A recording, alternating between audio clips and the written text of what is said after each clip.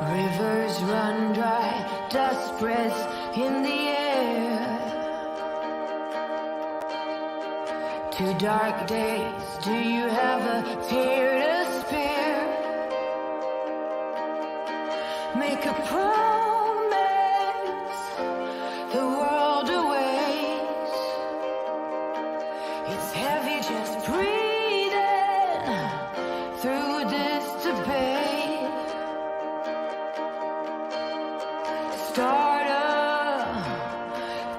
Start a riot.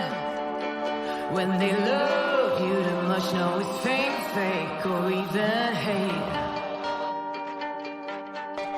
Don't be scared if the way paralyzes your state at the gate.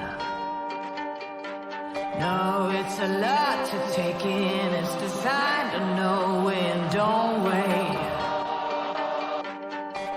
Don't be scared when the way paralyzes your state at the gate.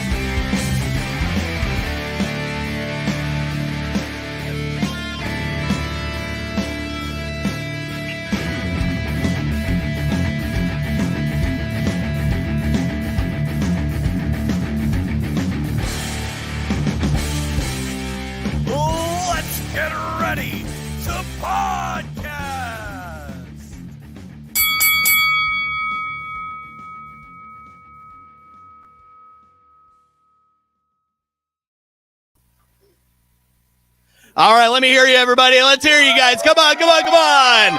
All right, welcome to Backlot 605's 2022 Schmuckies Awards. How's everybody feeling tonight here in the live audience?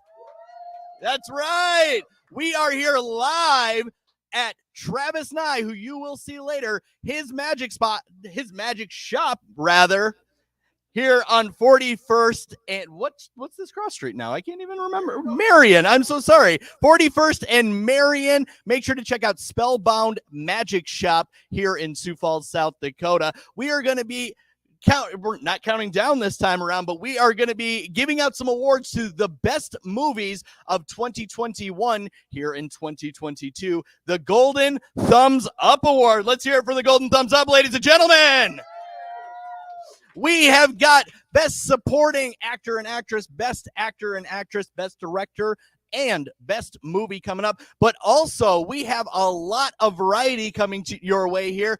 We will have not only Travis Nye, let's give it up one more time for Travis Nye, but comedian Jamie Tucker is in the audience, ladies and gentlemen. And our hearts go out to Aaron Keller. He had a family emergency. He was going to be performing. Last minute had to pull out, so our hearts go out to him. Make sure to follow Backlot 605 on Facebook, on Instagram, Twitter, Letterboxd, and make sure to go subscribe to their Patreon for $5 a month for all of their bonus content. Every Wednesday, make sure to subscribe wherever you can get your podcasts on Amazon, Stitcher, iTunes, wherever you get your podcasts. Every Wednesday, you get a little bit of movie talk. In February, we are celebrating Viola Davis month, which has been a surprising treat for me here, you guys. I am loving that here. And then next month, we've got a little bit of a treat for everybody else. We'll talk a little bit more about that later on in the show. And then a surprise announcement toward the end. But you guys didn't come here to hear me talk. Let's introduce our panel of judges, how this will work today. We have got 5 nominees for each category that we already told you, and we will introduce those nominations, but then you will get to hear some of the discussion between our panel of judges. First and foremost, let's give it up for Derrick Veurink. Hi, Derrick. How are you? I'm doing well. Is there anything that you're ready to surprise us with tonight? Well, that's a surprise. Oh. I'm not going to spoil my surprise now, Charlie. Not now? You know that. Oh, okay. Sometime in the next 2 hours. Sometime in the next 2 hours. Stay tuned. There we go. All right, and then co-founder of Backlot 605, Mr. Brian Mensing. Brian, how you feeling? We'll see. I'm curious to how this is all going to go, how this is all going to shake out. I am too. We're going to eat you, Brian. And before he interrupts me again, Mr. Sam Lenz, ladies and gentlemen. Hey, Charlie. Hi, Sam. Sorry for interrupting. Yeah, me too. At least I'm not the cameraman. You're not sorry. I love all 3 of you guys, but I'm very excited to hear that. I think we've got some controversial nominations. We have had a very large panel. We opened up the panels of nominations to people who have been on the show in the past to nominate these movies, whereas in the past, there have been people who are almost just directly involved with this. So we got a big slew of very interesting nominations, and we narrowed it down to the top 5. And I'm excited to kind of get into it here, guys. So should we give away our first Golden Thumbs Up Schmucky here, ladies and gentlemen? All right. We are opening up the show tonight with the Best Actor of 2021. Our nominations, we have got Andrew Garfield for Tick, Tick, Boom. The one and only Nicolas Cage with Pig. Will Smith in King Richard. Bo Burnham with Inside. And Benedict Cumberbatch in The Power of the Dog. I'm going to let you guys go ahead and start your discussion. I mean, these are 5 great nominations, which is more than I can say for some of the categories here. Ooh, boy. Starting the hot takes early.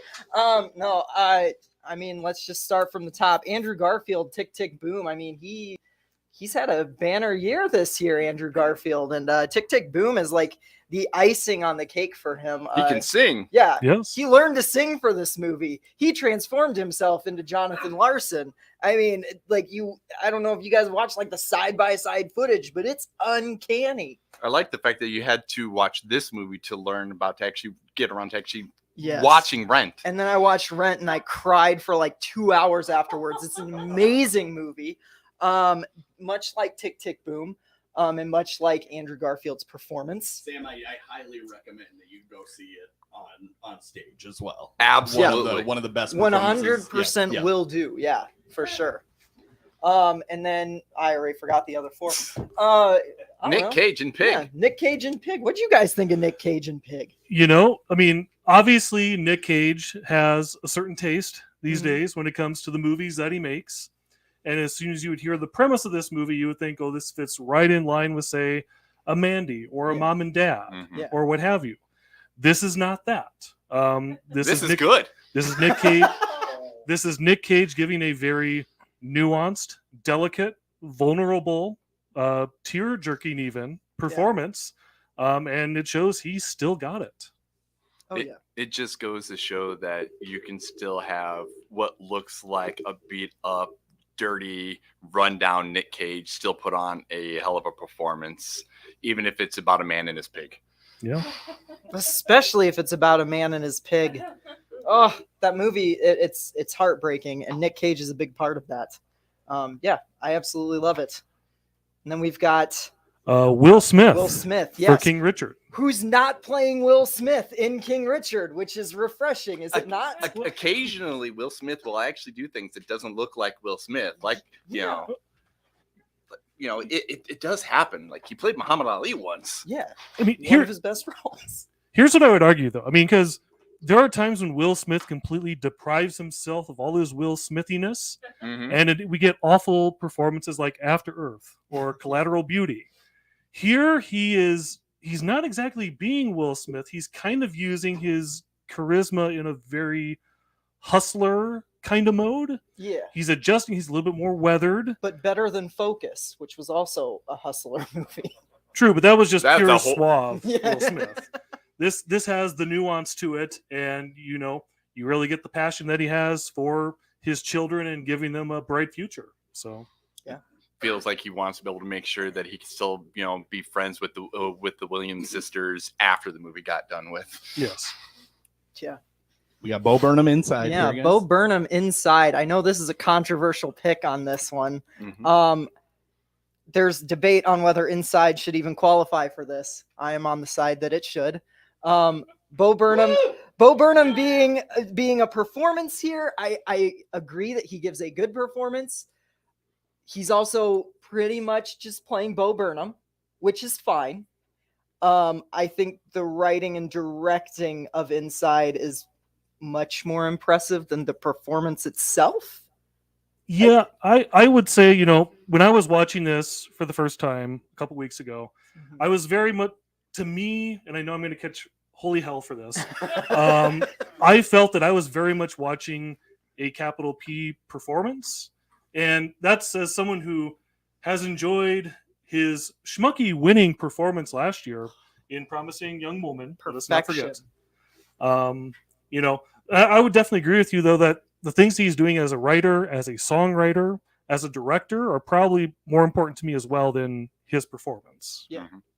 absolutely. Basically, for me, is I'm sitting on that side of being the one that's going to fall on the sword and be like, he's not acting. This, and the fact that even within the actual the whole thing itself and whatnot, he himself calls it a special, to the point that this is literally the only difference of this is that if it would have been on a stage in front of a group of people and basically been a performance and not a film, had it not been for COVID. So are the songs, is everything about this quote unquote film good? Absolutely. But for me, this is not an acting. This is not this is not an actor. I mean, he's a good actor. I don't disagree with the nomination and the win from last year and whatnot, but this is not, for me, it's it's like you said, it's Bo Burnham being Bo Burnham. It's not even like him playing a fictionalized version of himself. Yeah. And I don't mean to pause you guys, but I do want to hear about Benedict Cumberbatch too. Yes. What? Benny Cumberbund. He is stellar in this movie. Playing very much against type of what he typically. Well, I mean, kind of. He'll do a little bit of everything though, which is nice about him. Yeah, he's a bit rougher around the edges in this movie, right? Like there's a hostility to his performance. Well, I would argue that throughout his career, there's always been a little bit of a prickly element to him. Like Sherlock or in Doctor Strange, and this is kind of weaponizing that a little bit more into a performance that's supposed to be irritating because he's trying to get under the skin of certain folks, and it works because this is a very. I love Power of the Dog, but it is a very irritating watch the whole way through. It's like, oh, just stop. But just sometimes stop what you're doing. But and that's what they're going for. Yeah, exactly. And I think that's the thing that gets me with this movie is like, it's so impeccably acted that it nails the big moments. It nails like. But I would also say is that one of the things that helps his performance is the cast that is surrounding him. There really isn't a weak link that helps him be able to propel his character even further than if he had a relatively weak cast surrounding him. Right. Yeah, I think he's magnificent in this. I think he's the best part of the movie, and that's saying a lot because this is a pretty damn good movie. Now, before you guys decided what you guys are make your votes for the winner, I do want to just tell the audience and everybody at home that if we do come down to somewhere where we might have a three-way tie, if you will, if it comes down to you, all three of you voting on somebody different, what this is going to boil down to is who got the most votes in the nomination. Right. So I just want to let you guys know, and everybody at home, everybody in the audience, that you guys might all three vote on somebody else. Somebody completely different might win the award itself. So this could come down to it, but I do want to hear what your guys' votes are. All right. I guess I'll start. Out of these five, I mean, the one that to me undeniably floored me in multiple respects, it's got to be Nick Cage. That's my vote. Okay. Brian? In regards to these five here, I mean, as somebody who is a fan of the work and have for as long as I have been whatnot, I honestly have to give it to Andrew Garfield for Tick, Tick, Boom, because I think the performance and everything he did just to be able to put on a good performance and to honor the legacy of the person he was playing, I think definitely showed all the way through that film. Yeah. I mean, this gives me a real Sophie's choice here because I'm the tiebreaker. These are definitely like Nick Cage and Andrew Garfield were the two in my head looking at this category. Like, I am going to vote for one of these two. Glad we made it hard for you. Yeah. Thanks, guys. I loved Pig. I thought Nick Cage gave a great performance, but honestly, Tick, Tick, Boom hit me in a way that like not a lot of movies have in the last couple of years. And I think that's largely due to Garfield's performance. And so I'm going to go Andrew Garfield here. All right, we're locking that in. Congratulations to Andrew Garfield for Best Actor. And I just want to go back to our notes here for you guys. The most nominated was actually Nick Cage in Pig. Ooh. So So this was an upset. This was slightly. Upset? We're not upset. I agree with you though. I think Andrew Garfield was phenomenal in Tick, Tick, Boom. So I think it could have gone either way. It really could. Complaints. But we're going to move on to our second award of the evening here, ladies and gentlemen, and that is for Best Supporting Actress. Our nominations, we have got Rebecca Ferguson in Dune, Ariana DeBose in West Side Story, Daniela Melchior in Suicide Squad, Kirsten Dunst in Power of the Dog, and Ann Dowd in Mass. And you know what? I think we started with Derrick last time. Let's start with Brian this time. All right. Well, I guess just starting off here, go with the heavy first, and that's with And Dowd in Mass. I just recently got a chance to be able to get caught up on this here in the last few days.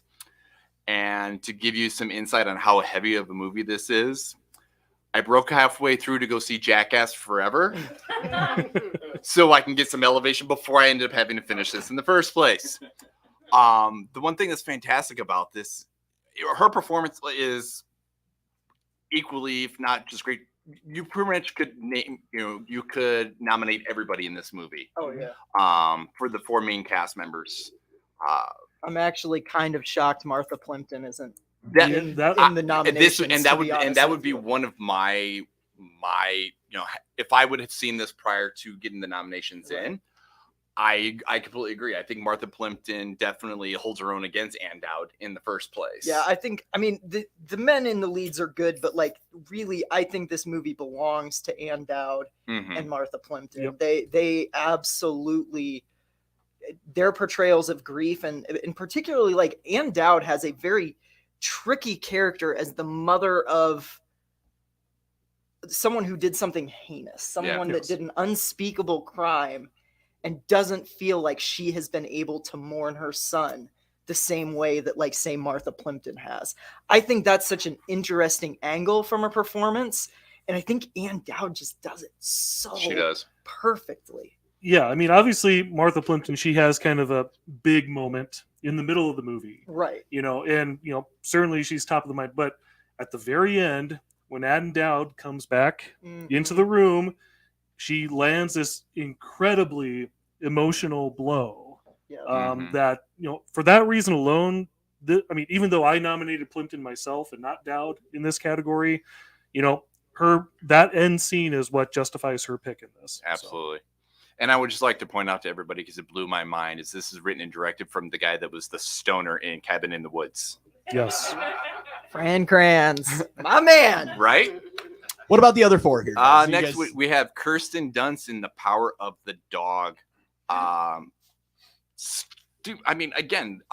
said this with Cumberbatch, is that, there is hardly any weak links in this movie in the first place and whatnot. And she definitely holds her own against, everybody else in this. She's absolutely fantastic.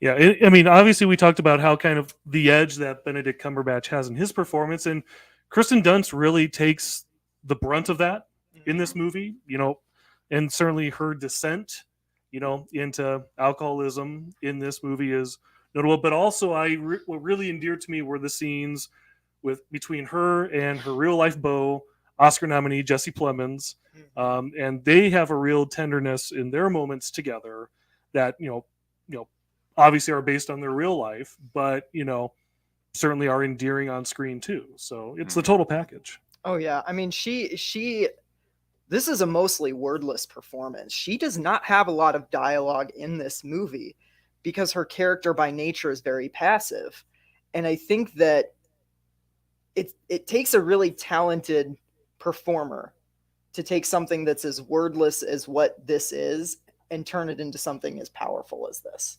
The scene where she's sneaking to the alleyway for a drink, digging out of the garbage to get a bottle with a little bit of booze left. I mean, like, that scene is so gut-wrenching. And then you add on the nastiness that Cumberbatch inflicts on her in that moment. And it's just like, you just feel for her this entire movie. She's incredible in this. She is very well deserving of the Schmucky nominee, very well deserving of her Oscar nom. I think this is definitely one of the better performances of this year. So Daniela Melchior. I'm going to get it right one of these days. It's okay. I'm glad that she's on this list here because, number one, people, whether you love or hate a superhero movie, the Suicide Squad was a great ensemble cast, and she was definitely... This is the only award show where you're going to get the Suicide Squad in 3 of these categories. Right? So and this is why we love the Schmuckies, you guys. And it's because more award shows need to nominate the Suicide Squad. Where is the Oscar for Best Visual Effects for Suicide Squad? Come on. Not on their ballot. Exactly. Yeah, and it should be. And one thing I like about her in this movie is she's definitely a big piece of the heart of this movie. Absolutely. That, without it, there are things about this movie that just would not work without her in it. And, when you looked at the original cast list and everything like that, you see all these names, you're always expecting, this is not the person or performance you were expecting anything out of. And she does an absolutely phenomenal job. Yeah, her big moment in the third act with John Murphy's Radism track playing over as she literally saves the day. It hits so emotionally in a way that you don't get from a lot of superhero blockbusters anymore. I was moved to tears in that moment. The flashback between her and her father sitting on the top of the looking over the city. Everything in that moment is so beautifully acted. And then you go back to her in the heat of battle, smile, tears streaming down her face. And I'm just like, who is this girl? Why is she not the biggest star right now? I don't know. Maybe I'm showing my cards too early. I really loved Danielle Melchior in this movie. I think it's one of the most underrated performances of the year. I don't know why more people aren't talking about this at year end. I'm glad that we are. Yeah. Because it's so deserving, and I truly do love her. A lot of people are not talking about it because it's a superhero movie, and unless it's a technical award, nobody cares. Yeah, we care. That's why we're talking about her. Let's talk about the other two. You got Ariana DeBose in West Side Story. Yes. Yeah, and she is she's such a ball of energy in this movie, taking on the role that Rita Moreno started. I've never seen the original West Side Story. Because you're wrong. Derrick. I never have. Derrick's body language read very affected by that. It wasn't nominated for a Schmucky, so it wasn't bumped up on my priorities list in the last couple months. It's only 50 years old. No big deal. Yeah, exactly. And it wasn't directed by Steven Spielberg. So, no. You could find all of the 1960s Backlot 605 on vinyl at Last Stop.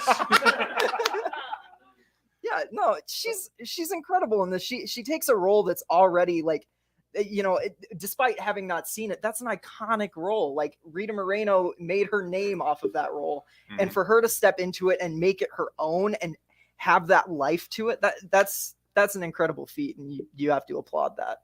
Yeah, I mean, the way that she kind of seizes the screen during the America number, that's a big part of the reason why I certainly nominated her for this part. She shed some tears with Rachel Ziegler near the end. That's a pretty emotional moment too. But yeah, out of a movie where you've got a ton of energetic performers, she's probably at the top of that list.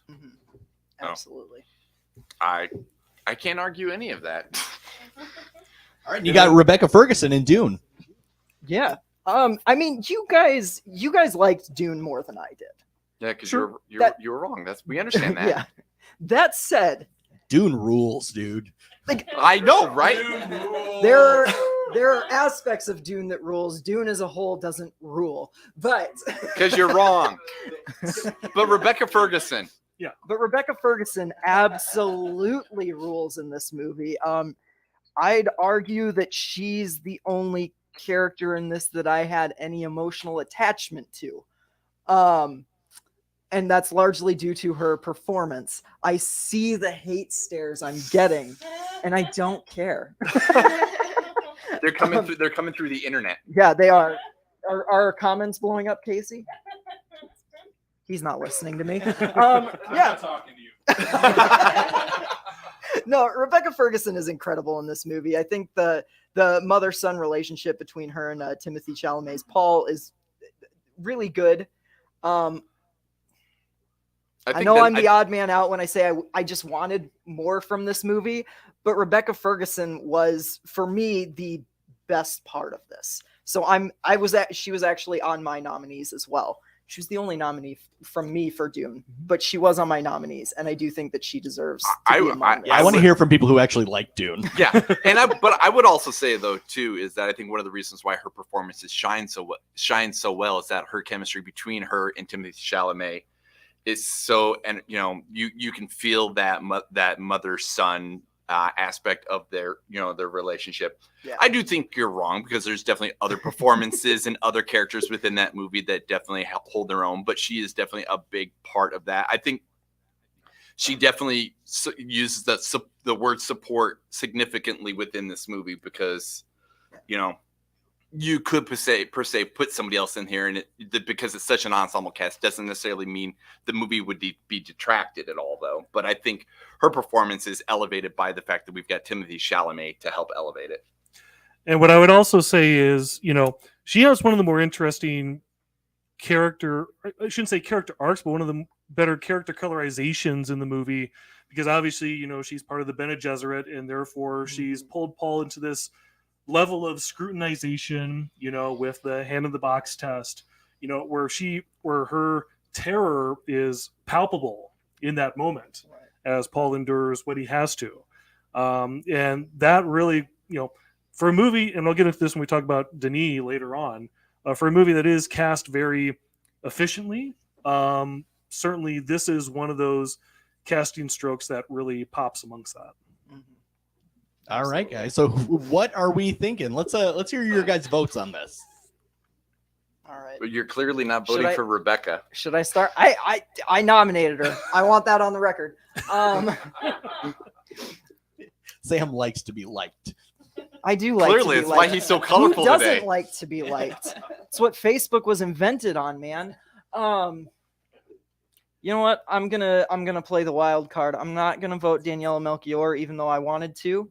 I'm actually gonna go Ann Dowd, just because I got a little teary-eyed just thinking about her performance. And maybe it's because I've watched the Suicide Squad like 10 times, but like the teary-eyedness has diminished a little bit, whereas Mass is still fresh. It's a fresh wound. And so Ann Dowd gets the maybe recency bias, but Ann Dowd for me. I like the fact you're like fresh wound, because there's it's a very Mass is one of those movies I encourage anybody to watch, but I will never watch it again. Oh yeah, me either. Absolutely not. But that being said, I myself would actually have to go with Ann Dowd too, just because, again, the movie as a whole is worth everybody that's in it. But her performance is absolutely astounding. And like I said, I encourage anybody to watch that movie, but you probably will never watch it again. Well, that decides it here. Let's give it up for Ann Dowd. But I do want to hear from Derrick. What was your vote on this? I love how you were just going to skip me there. No. He's like, screw Derrick. Not at all. It's okay, Derrick. We got your back. How dare you, Charlie? Let's see here. I can just pick whoever I want at this point. This is going to be fun. You could pick Daniela Melchior. I didn't get a chance to speak about her, but Ferguson. You kind of stole my words, because in that end, when they cut back from the flashback with her and Taika back to her, with the deal with tears, with the rats flowing, and I was on the verge of tears there too. So for Sam, I will give my vote to Miss Melchior. Yay! She lost anyway. This is the beautiful moment. Right. This is why we do the Schmuckies. That's right. All right, congratulations to Ann Dowd, who won our second Thumbs Up Schmucky. We are going to cut it to a quick commercial break. When we come back, we will have more, and comedian Jamie Tucker is coming up next. Let's hear it, ladies and gentlemen. February 11, 8 p.m., Lupulin Brewing, Sioux Falls, South Dakota. Prairie Madness Valentine Showcase My Bloody V-Word, starring Jamie Tucker, a full night of stand-up comedy coming to Sioux Falls, South Dakota. Check it out. Coming up next at the 2022 Schmuckies Movie Awards, stand-up comic Jamie Tucker.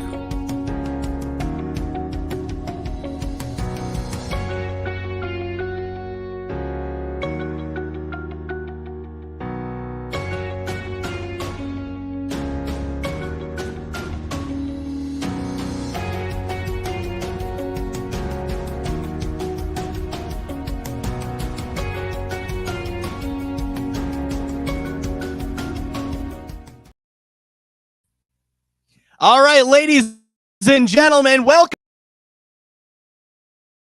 to our first variety of acts here tonight, Miss Jamie Tucker. Thanks, guys. How's everybody doing tonight?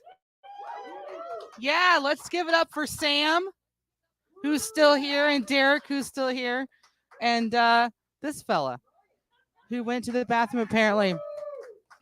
Yeah, my name is Jamie Tucker. I am clapping a lot over there. Girl, you're getting it. That was a long clap. Yeah, thanks. I appreciate it, though. It makes me feel good. Like, woo, bitch, yeah. So, yeah, I'm originally from Florida. I've been here for about 3 years. And I made some really good friends, so I'm really excited to be here. And I really appreciate you guys inviting me. And now I'm going to tell some disgusting jokes. Yeah. So I've got 3 kids. I've got 1 that I like, and I've got 2 that still live at home. My 2 little ones are only a year apart because my husband is as good at pulling out as the government is in Afghanistan. Yeah. I'm like, get out of there, Taliban. You don't even know how to drive that tank. Just stop it already. Yeah, you do weird stuff when you're a parent and you say weird things. Like I keep a box of other people's teeth in my room. And the other day my daughters found it, right? And they're 9 and 10. So they find this box of teeth and they bring it to me and they're like, "Mom, what is this? Why would you have this?" And I'm like, "I'm going to make a necklace." Like a dishonorably discharged Vietnam veteran. And now they're a little bit more scared of me, which I kind of like. So I don't mind that weird. And they like to bombard me with weird questions whenever we're in the car because I can't get away from them. So the other day, my husband and I are driving our children to Pizza Ranch because that's what normal Midwestern people do. And we're trying to keep up the act. And so my little 9-year-old pipes up from the back, "Hey, Mom," or actually, "Hey, Dad." Big point in this joke. "Hey, Dad, what's a queef?" Okay. So first of all, I'm like, where did she hear this word? Second of all, I'm like, she asked Dad. That's awesome for me. So I look over at my husband and he starts to sweat. He's got a real pale look on his face. And I'm thinking he wants me to save him from this, doesn't he? And so I look at him and I say, "Yeah, Dad, what is a queef?" And then my 10-year-old says, "I think you're saying it wrong. I think it's pronounced quiff."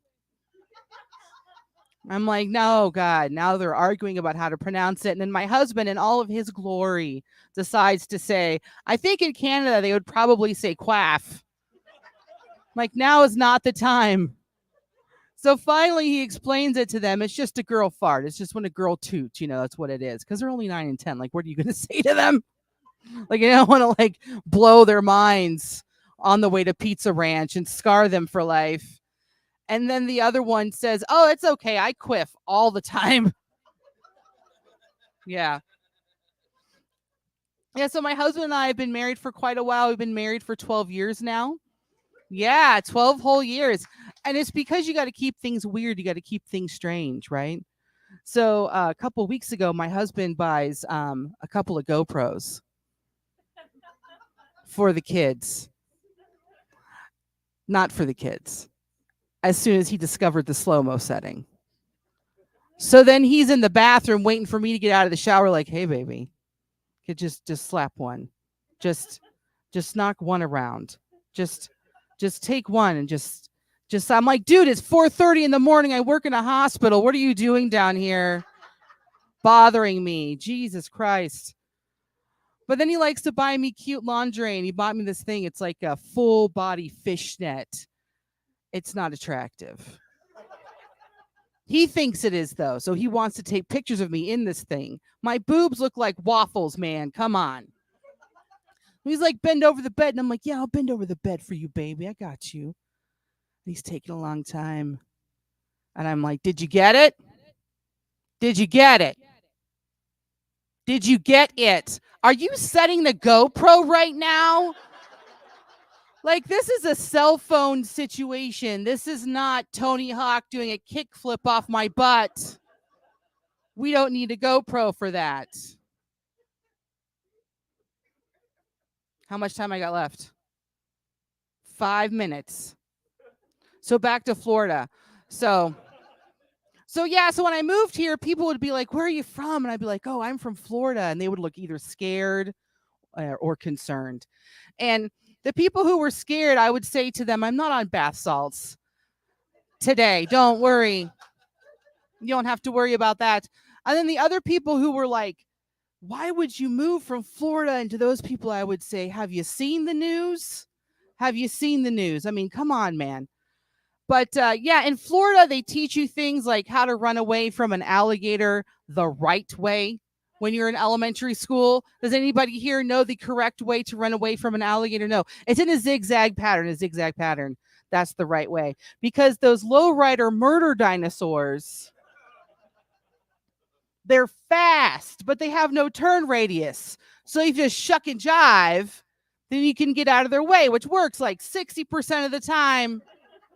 And they're teaching this to children. It's crazy. We had a whole week in middle school called Nature's Classroom, where basically it was just them teaching us survivor style how to live in the woods in Florida without dying. It's crazy. I have an uncle who used to poach alligators. Like, that was a thing. That back then, that was a thing. They wanted you to keep the alligators alive because so many people had murdered them all. But they were endangered for like a whole year. And so my uncle would poach them and bring them back to the house and skin them and gut them in my yard when I was a kid. And that was exciting. I'm part of growing up in Florida, so Florida kids are weird. Speaking of Florida, the other day, my kids and I are in Walmart and I'm buying stuff for them, not for me, but stuff for them, you know. And these two jerks are behind me just punching each other in the face. And I'm like, well, looks like you could take the girl out of Florida, but not the Florida out of the girl. And then I realized people were watching me and they're expecting me to do something about this. So I did what any normal adult would do. And I pulled up my phone and I said, "World Star." I think that's my time. All right. Thanks so much for having me. I really appreciate it. All right, one more time for Jamie Tucker, ladies and gentlemen. Come on. All right, we are going to kick into a brief commercial break. When we come back, we have got the award for Best Actor, so stick around.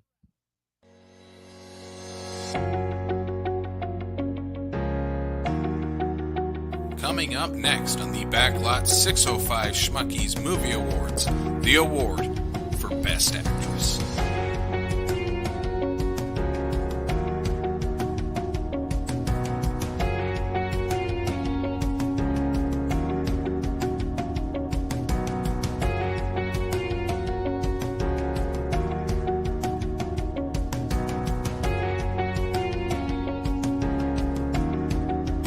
Coming up next on the Backlot 605 Schmuckies Movie Awards, the award for Best Supporting Actor.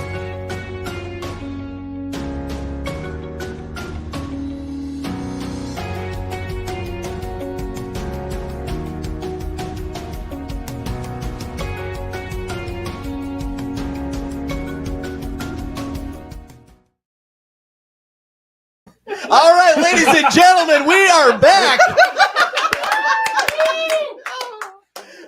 Thank you for joining us again on the Schmuckies, and congratulations to our prior winners. Let's give it up one more time for Jamie Tucker, our prior actor, ladies and gentlemen.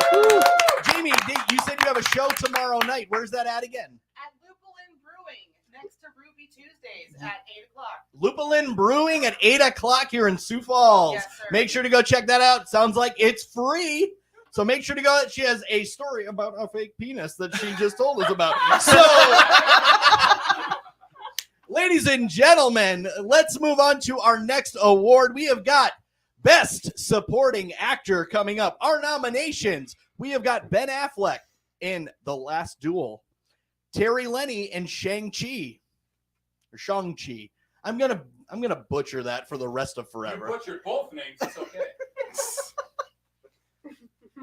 Tony Lakeith Long. Stanfield and Judas and the Black Messiah.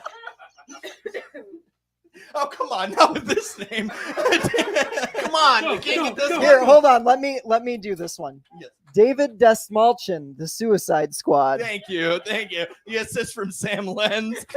All right, and Jeffrey Wright. Can't screw that one up for the French Dispatch. You could have. All right, Actually, we're right.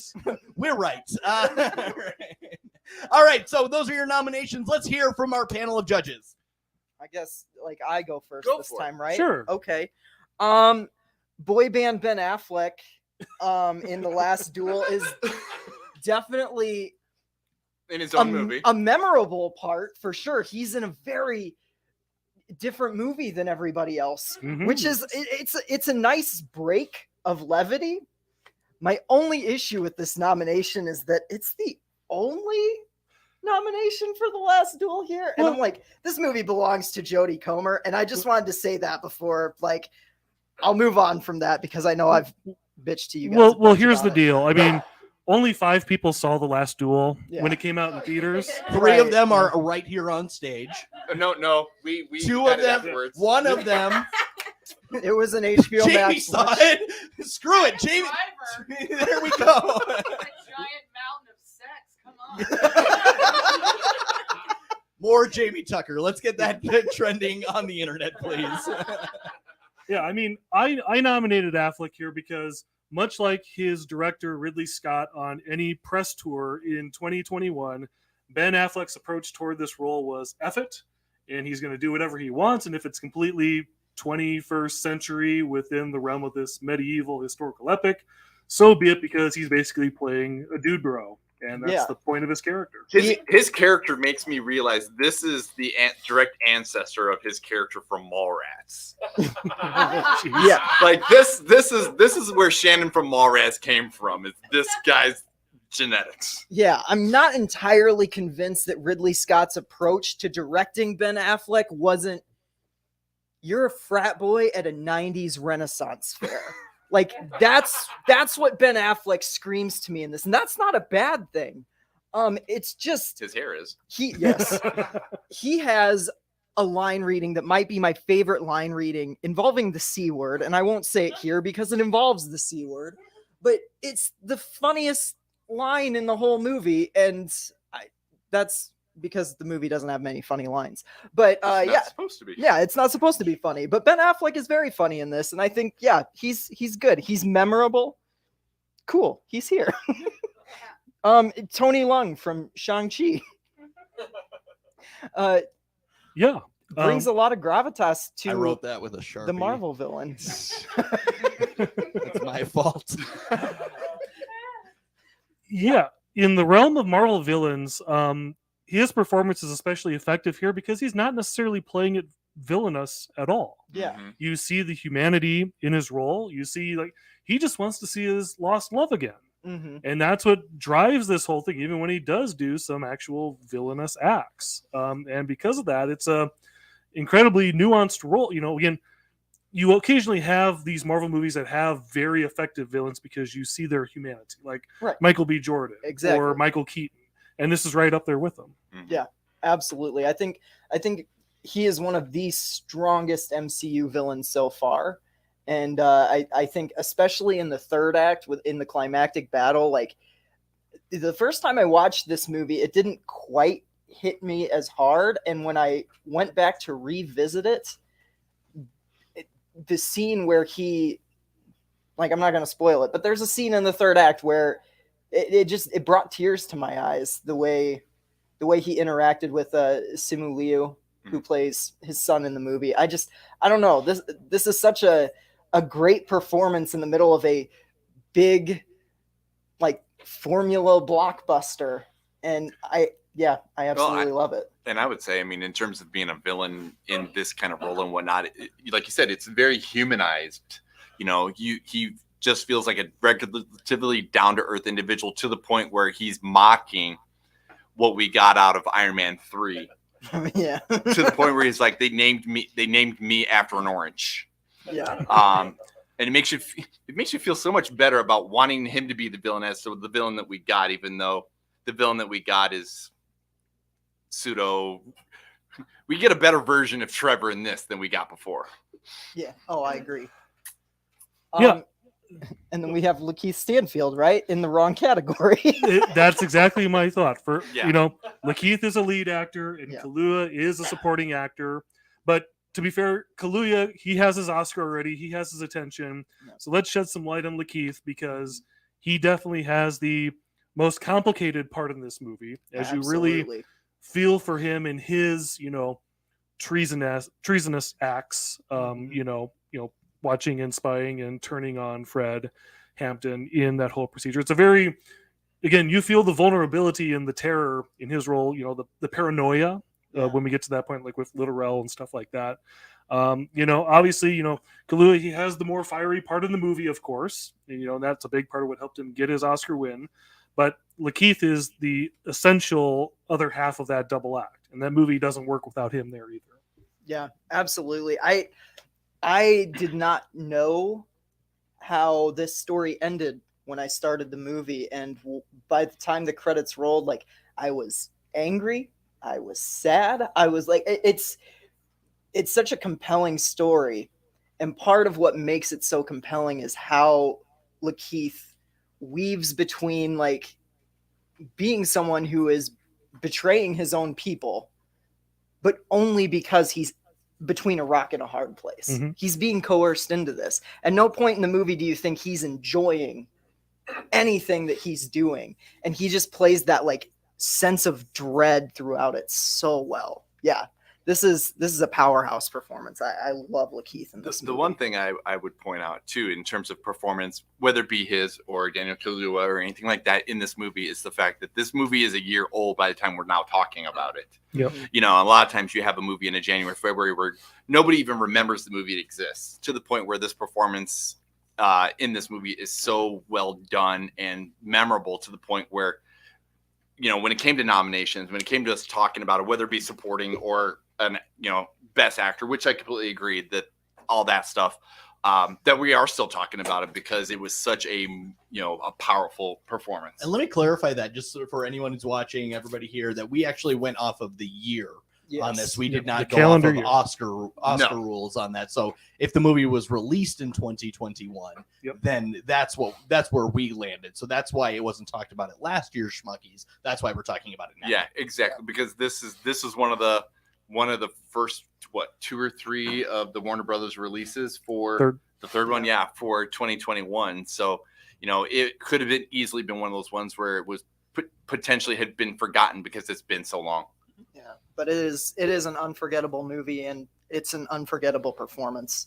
Speaking of another unforgettable performance, We're coming back to, like, one of my favorite movies of the year and possibly all time here. David Dastmalchian in The Suicide Squad. Oh my God.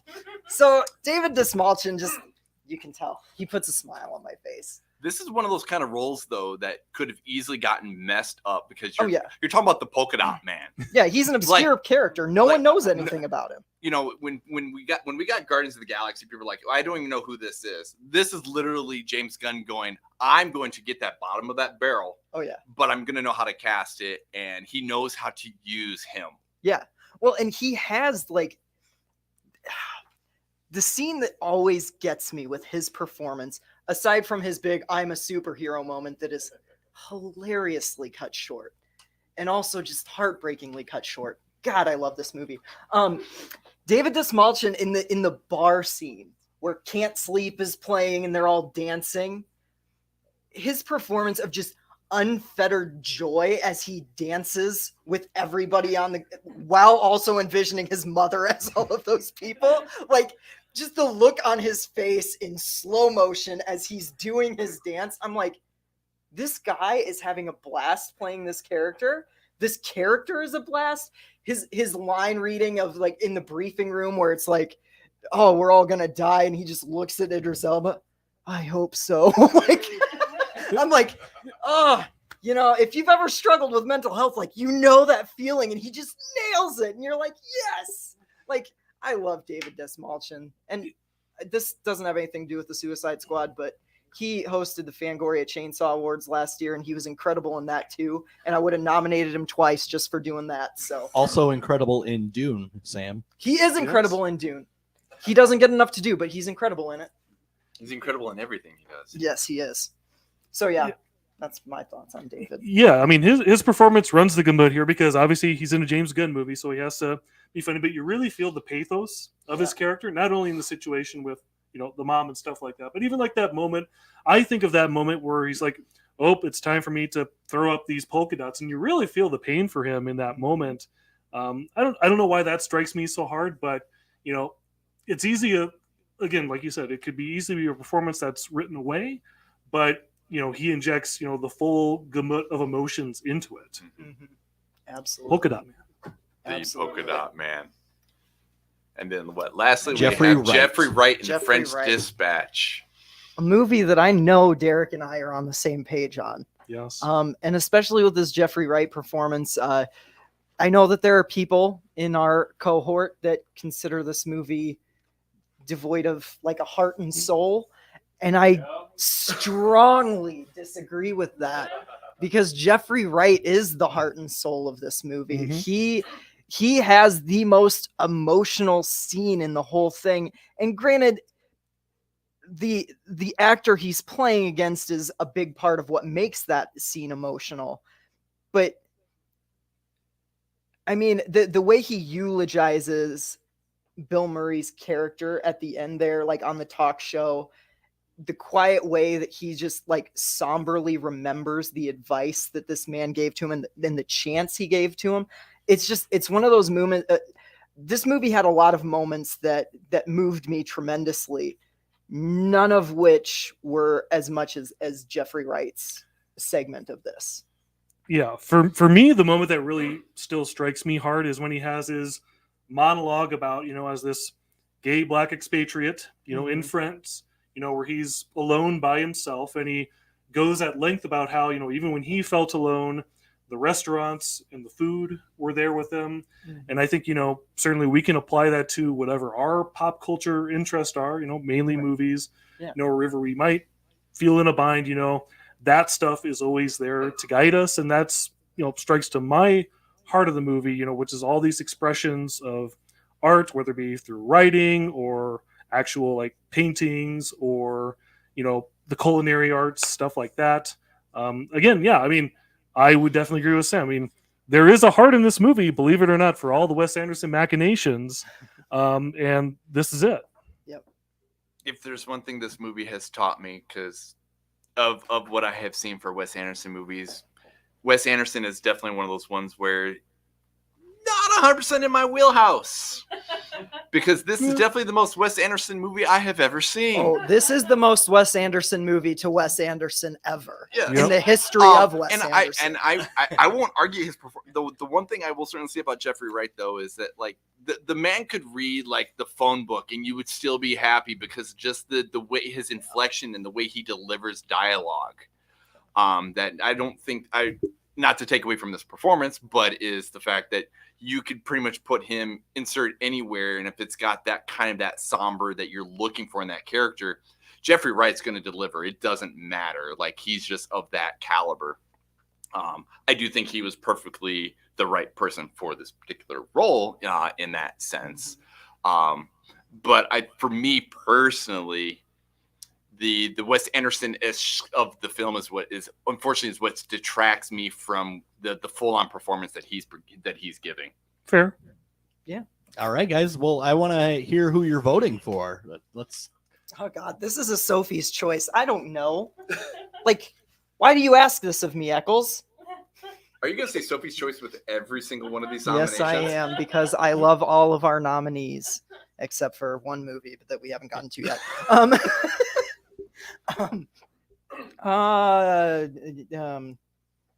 Do you want us to move to Brian? No. Jeffrey Wright. Jeffrey Wright, The French Dispatch. That's my vote. I don't know why I closed my eyes to do that. I was doing a We don't either. ticker thing in my head. I don't know. But Jeffrey Wright's my vote. Out of everybody here, I think for just solid performance, and again, for the fact that we're still talking about it a year later, I'm going to go with Lakeith Stanfield. All right. Oh, it comes down to me. I knew what I was going to say before Sam even said it. I'm going Jeffrey Wright. There's your winner. All right. So, yes, ladies and gentlemen, Jeffrey Wright in The French Dispatch is a Schmucky Award winner with the golden thumbs up, ladies and gentlemen. Heck yeah. So keep that in mind. 1 Schmucky for The French Dispatch, 0 Oscar nominations. Yeah. The Oscars got it right. Why do Boo. you gave it 3.5 stars, you son of a... I was with you in the theater. We were both crying. Or at least I was. You're always crying. If this is your first experience on camera with Sam Lenz, we're not going to apologize for him. You'll see him cry later. We will. Probably, knowing how Derrick's going to vote on Best Picture. Yeah, everyone's favorite little brother, Sam Lenz, everybody. I'm just messing. I actually have no idea what Derrick's going to vote for on Best Picture. Yes, yeah. Well, more on that to come because I'm very interested to get there, but that's toward the end of the show. Yes. And we have got we've got another award and then some more coming up. But our next award we are going to be giving away for Best Actress here, ladies and gentlemen. And the nominations: Alana Haim in Licorice Pizza, Kristen Stewart in Spencer, Emily Blunt in Quiet Place 2, Barbara Crampton in Jacob's Wife, and Agatha, I'm going to butcher that last name again. I'm sorry. I can't help you with this Ruzel. one. Agatha Ruzel in Titane. All right, those are your nominations. Let's hear from you guys. All right. I guess I'll start off with this one because I've got the Herculean task in this situation. Alana Haim for Licorice Pizza, her screen acting debut. Yes. And what I would consider to be a star-making performance of the highest order. Sam sort of agrees with me on that and sort of doesn't. You'll get to that. Yes.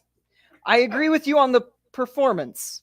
I don't think we agree on the movie itself. No. That's what I was trying to hint at. But she is a very entertaining and charming personality on screen.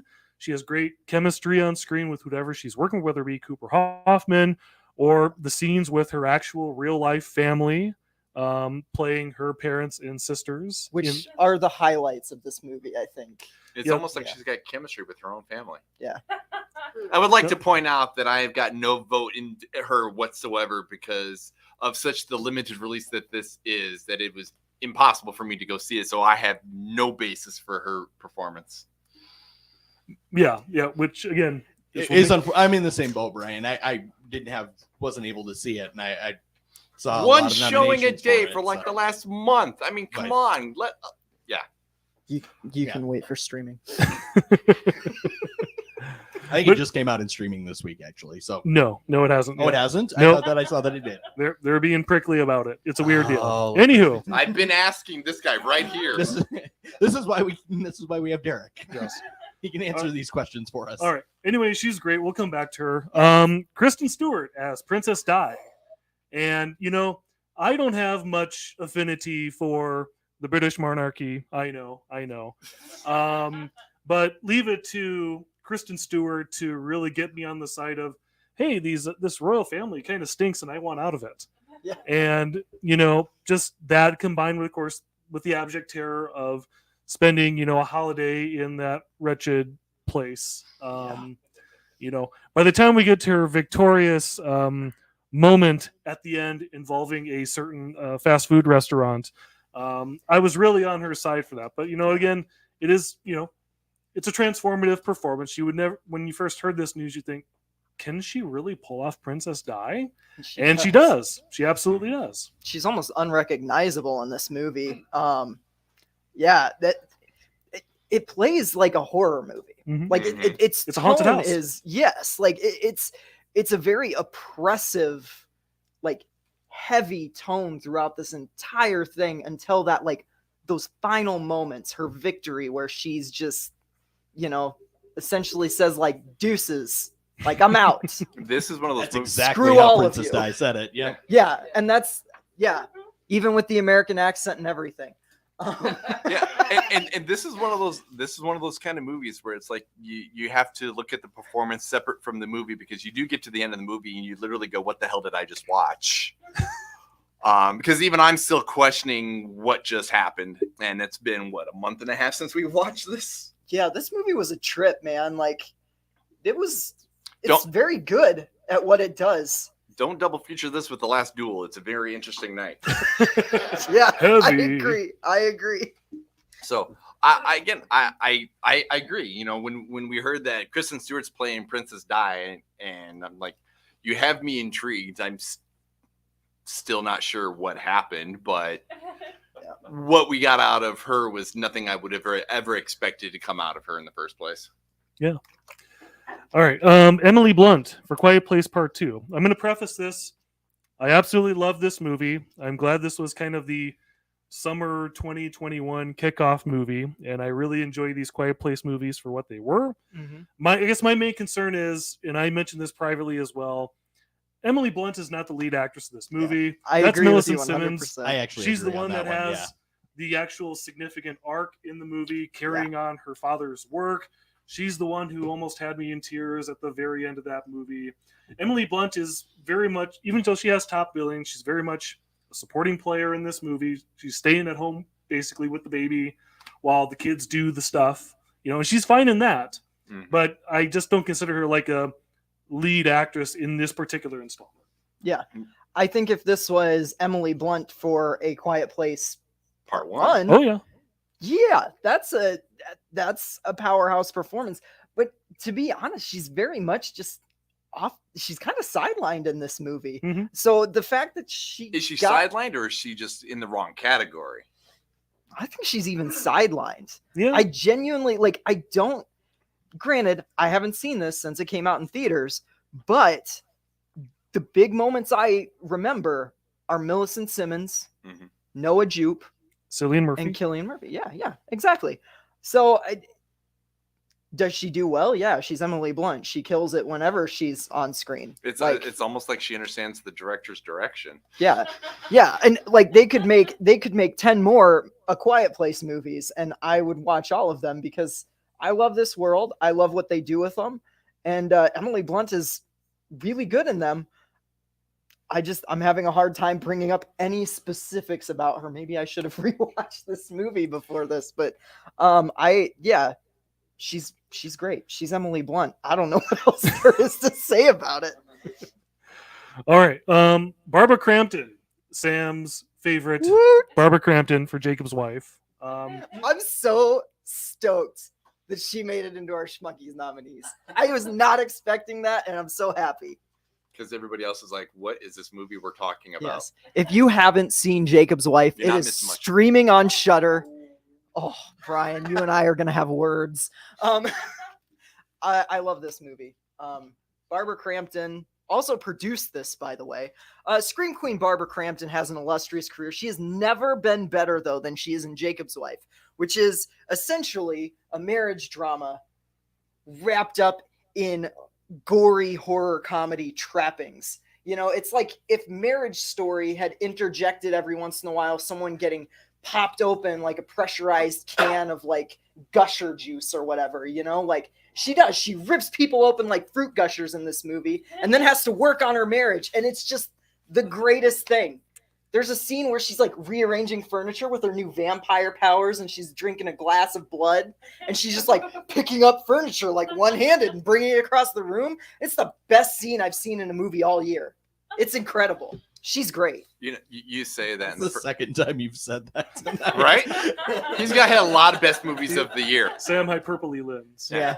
But see, you say that, and the first thing I think is when we started talking about the nominations, make sure I can check off the boxes and get all these things to watch if I hadn't missed them, whatnot.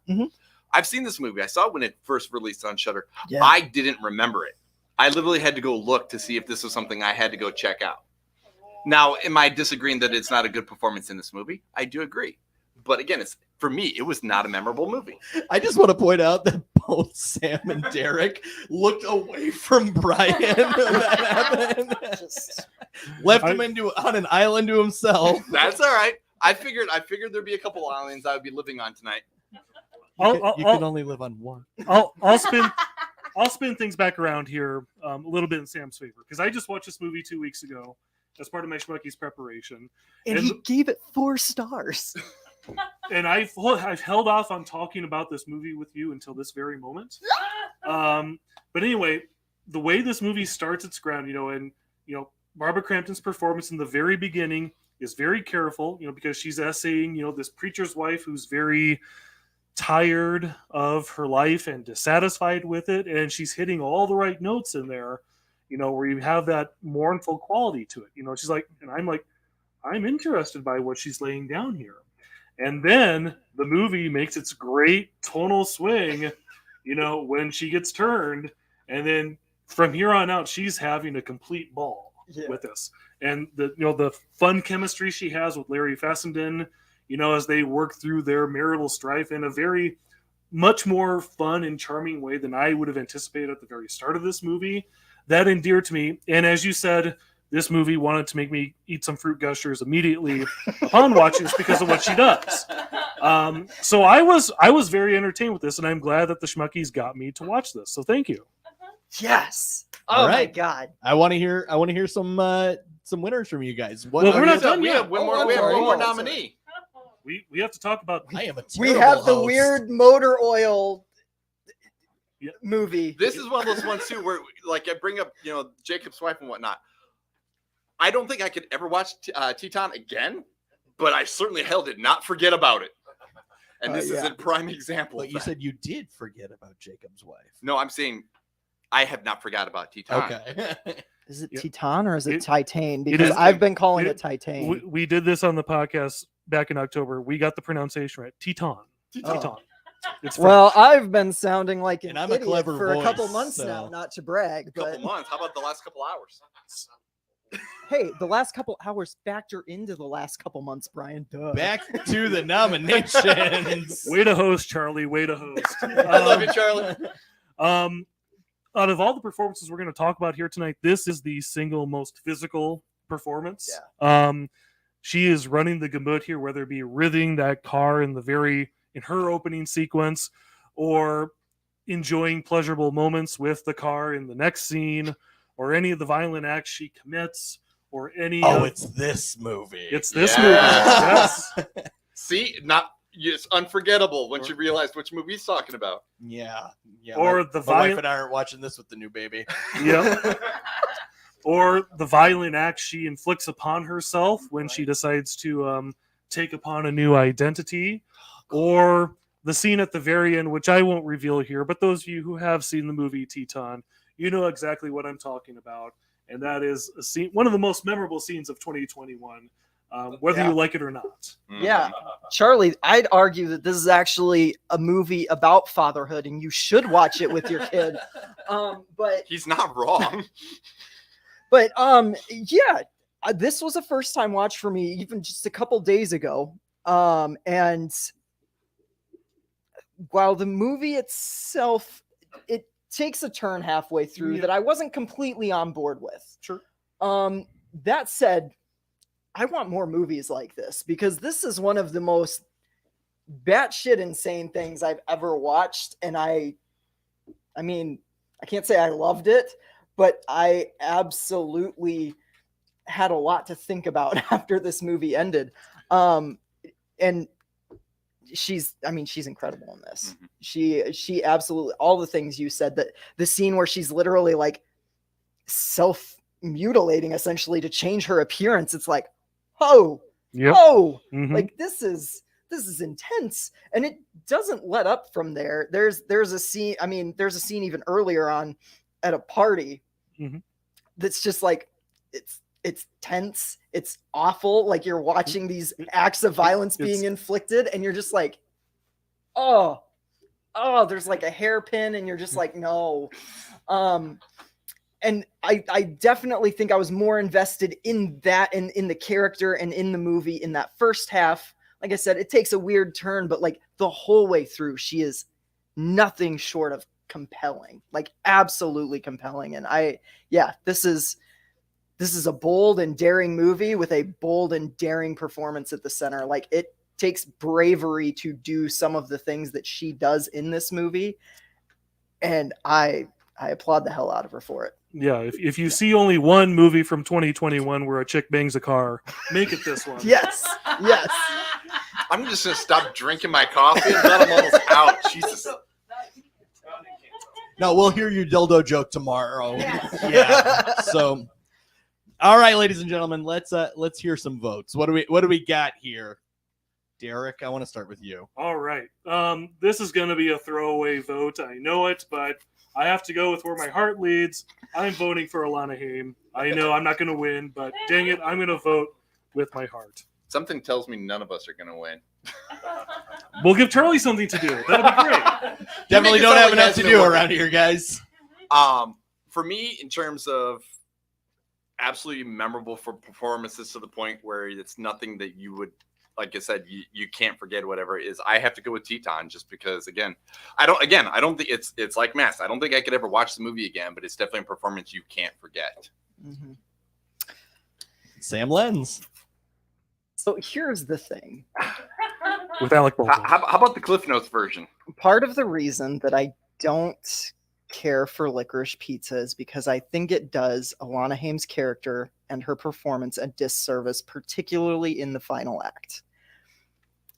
And I think the reason that movie, frankly, pissed me off so much is because her performance from the get-go is absolutely incredible. That said, if Barbara Crampton wasn't in this, Alana Haim would be my vote. But I have to go with my horror roots. I love Barbara Crampton. She's incredible. Barbara Crampton, I know that means we're doing a tiebreaker and Barbara Crampton's not going to win. So we have to go. I have to vote Barbara Crampton. That's all right. So for those who are watching, everybody in the audience, this means that we are going to go with the performance that was most nominated by our panel. So the Schmucky for Best Actress. Like the panelists do not know this, by the way. We have no idea. I'm going to be shocked. Goes to Kristen Stewart and Spencer. You know what? I'm happy with that. Yeah. She's incredible in that movie. Like, sorry, Emily Blunt. All right, ladies and gentlemen, we are going to take a short commercial break. When we come back, we are going to be live here at Spellbound Magic Shop with the one and only Travis Nye. So come on back, ladies and gentlemen. Yeah.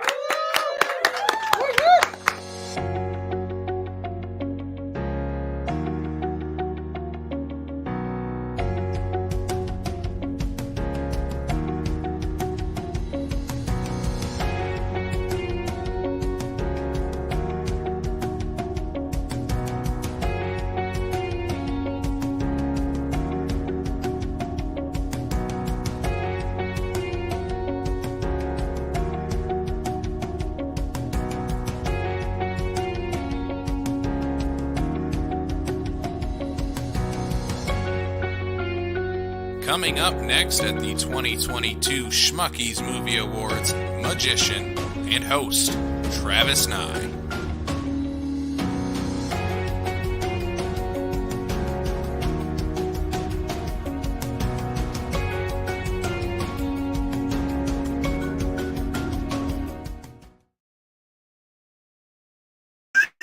All right, ladies and gentlemen, we're live here at Spellbound Magic Shop in Sioux Falls, South Dakota. Please welcome up to the stage the one and only Travis Nye. Thank you, Charlie, for that introduction. Sam. Hi. Sam. Very nervous. Before we get this started, if you want some prelude to this, go to last year's Schmucky Awards and watch Sam's reaction to Travis's magic. That is a plug for the 2021 Schmucky Awards. Go back. Yeah, Sam. That was fun last year. It was fun. For those of you who didn't see it, I'm going to spoiler it for you now. We shoved a foreign object through my hand, and old Sam here got to pull it out. Yeah, something you're not too... You're familiar with it. Yeah. So here's what's going to happen this time. We're not going to do anything gross or weird. Oh, that's nice. But I'm going to rely on you to do this trick for me. Okay. Okay? I'm not good at magic.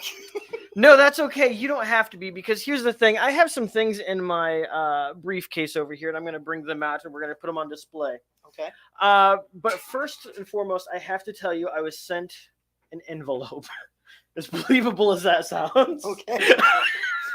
I was sent an envelope, and there's some rather disturbing pictures in it. Okay. Okay. So that might kind of lead up to where we're going, and that's gonna be okay. But let's start going through this here just a little bit. The FBI finally found me. Well, it's funny you say that, Sam, because I need your assistance on a case. Oh, I like murder mysteries. I Let's thought do you this. would, and so this is perfect for you, Sam.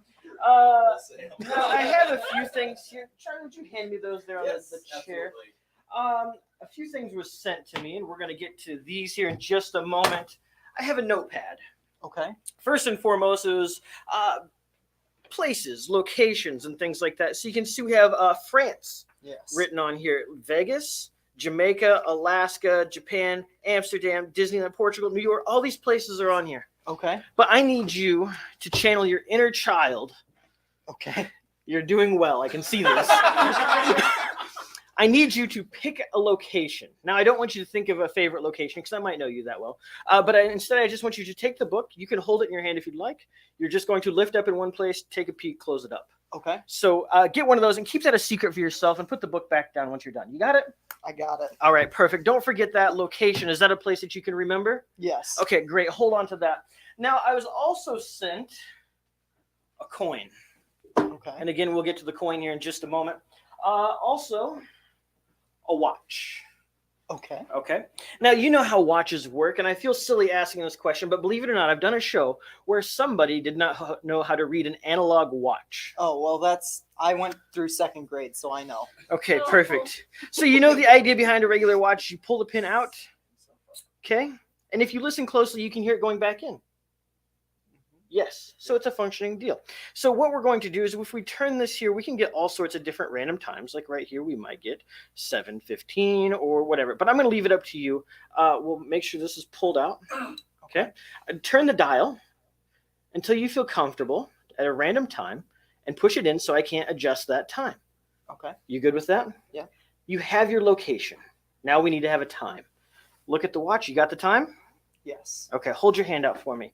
You're going to keep this safe. Put your other hand on top of it. Or if you want, you can just simply close your hand around it, whatever you'd like to do, but just hold on to that. Because you see, did you see what happened there? Yeah, sorry. Was I not supposed No, to? that's okay. We can go ahead and tell everybody what happened, but don't tell them the time that you'd seen, because what has already happened is we jump back in time.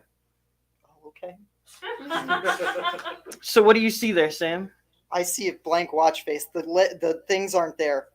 But you did see a time The earlier? hands. Yeah. And you adjusted it and you pushed in the pin. Yes. So it was a functioning watch with hands, and there's no hands Yeah. there now? No. But you have a time in mind. Yes. Hold on to that time for me. We're going to rely on your memory for this. Okay. Inside this envelope, Oh God. inside this I should envelope, be writing this down. there is some pictures of gentlemen you may recognize.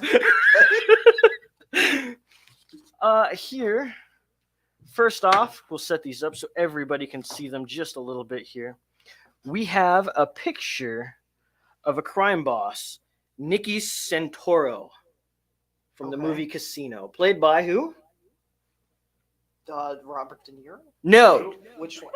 Joe Pesci. Joe We're- Pesci. Yes, Right. We're testing your movie knowledge. Sorry, here. I have not seen Casino in close to a decade, This so one here? take it easy on me. We're gonna rely on our studio audience here for this. Then Oh, I know this one. This is Marlon Brando. Marlon Brando and Yeah. The Godfather, Don Vito Corleone. Corleone. There we Yeah. go. Okay, perfect. Next, we have Scarface, Tony Montana, played by Al Pacino. Al I know Pacino. that one. You're doing great so far. And finally, Pulp Fiction, Jules Winfield, played by Sam Jackson. Sam Jackson. Now, here's the thing, Sam. Okay. There's been a murder. Oh, God. and you like Not murder Sam mysteries. Jackson, Now right? here's the story that I've been told. Okay. First and foremost, these 4 gentlemen were in a room together. There was a 5th man. We're not sure who that is, but that's why I'm talking to you right now, Sam. Okay. These 4 gentlemen were in a room together. They were playing cards. They were in a casino, which brings me, I should point out the purpose of this coin. I'm told that made men in the mob community believe that whoever has this coin can go anywhere and spend it on anything and get anything they want. It's a symbol of their statute in the community as a mob boss. Okay. This was one of the items left at the crime scene. These 4 men were there. 3 of them were found murdered. Only 1 of them had survived. Now, I'm going to ask you, I don't know who that 5th man was, and maybe it was you, I don't know. I would like you to just very gently put 1 finger on this coin and slide it in front of any one of these 4 men that you believe survived this shootout. Can it be the one I want to survive this shootout? That is completely up to you.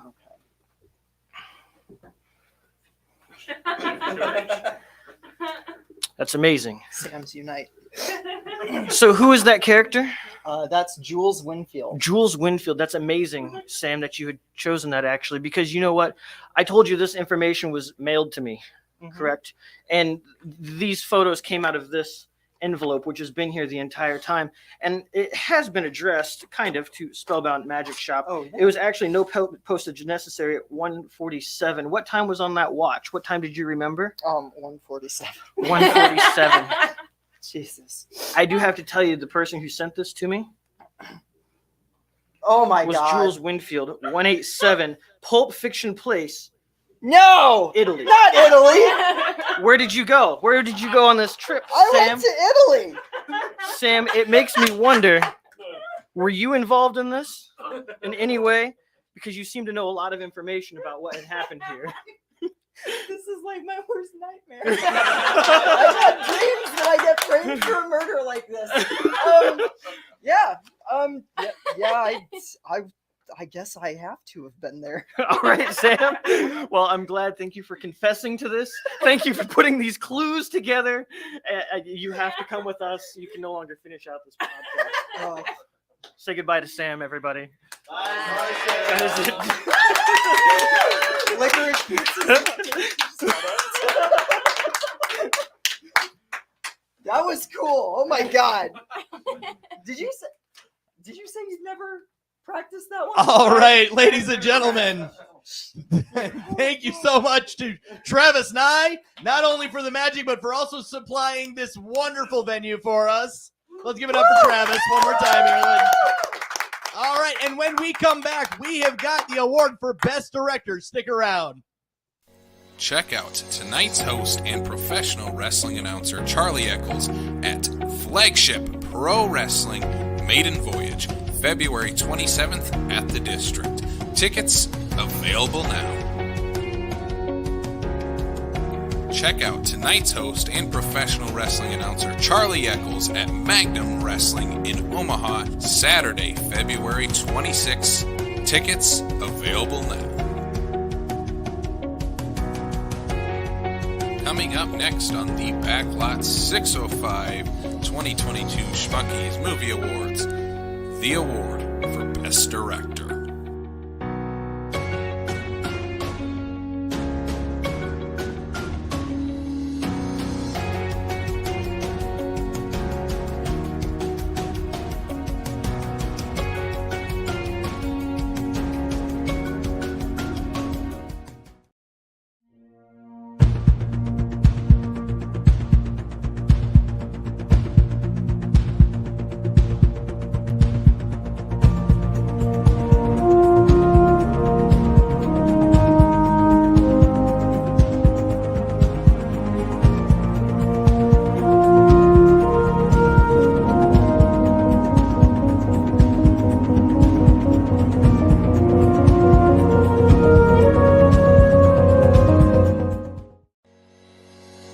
Coming up next on the Backlot 605 Schmuckies Movie Awards, the award for Best Film.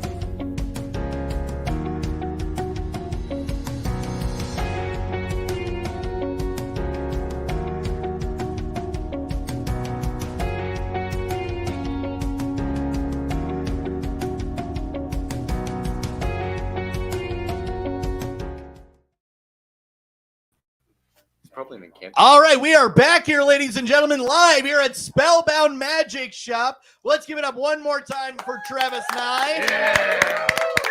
And let's also give it up one last time for Jamie Tucker for coming out on the show. All right, we are going to move on to our next award. We are moving slowly into our most controversial category, and that will round out the show. And don't forget, we have got a huge announcement at the end of this show. But the next award here at the Schmuckies is for Best Director.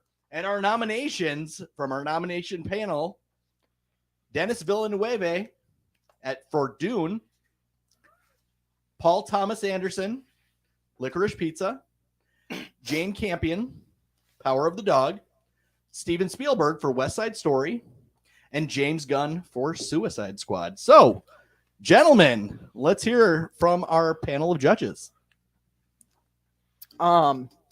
Yeah, when you say most controversial, do you mean The I'm last going to be one. difficult? The last nomination. The last category. That's the least controversial one here. James Gunn deserves his spot in this. The Suicide Squad is a 5 out of 5 bona fide masterpiece. And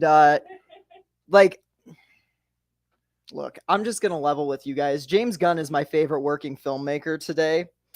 I think he was at the height of his powers in the Suicide Squad and somehow has managed to even top that in the Peacemaker series.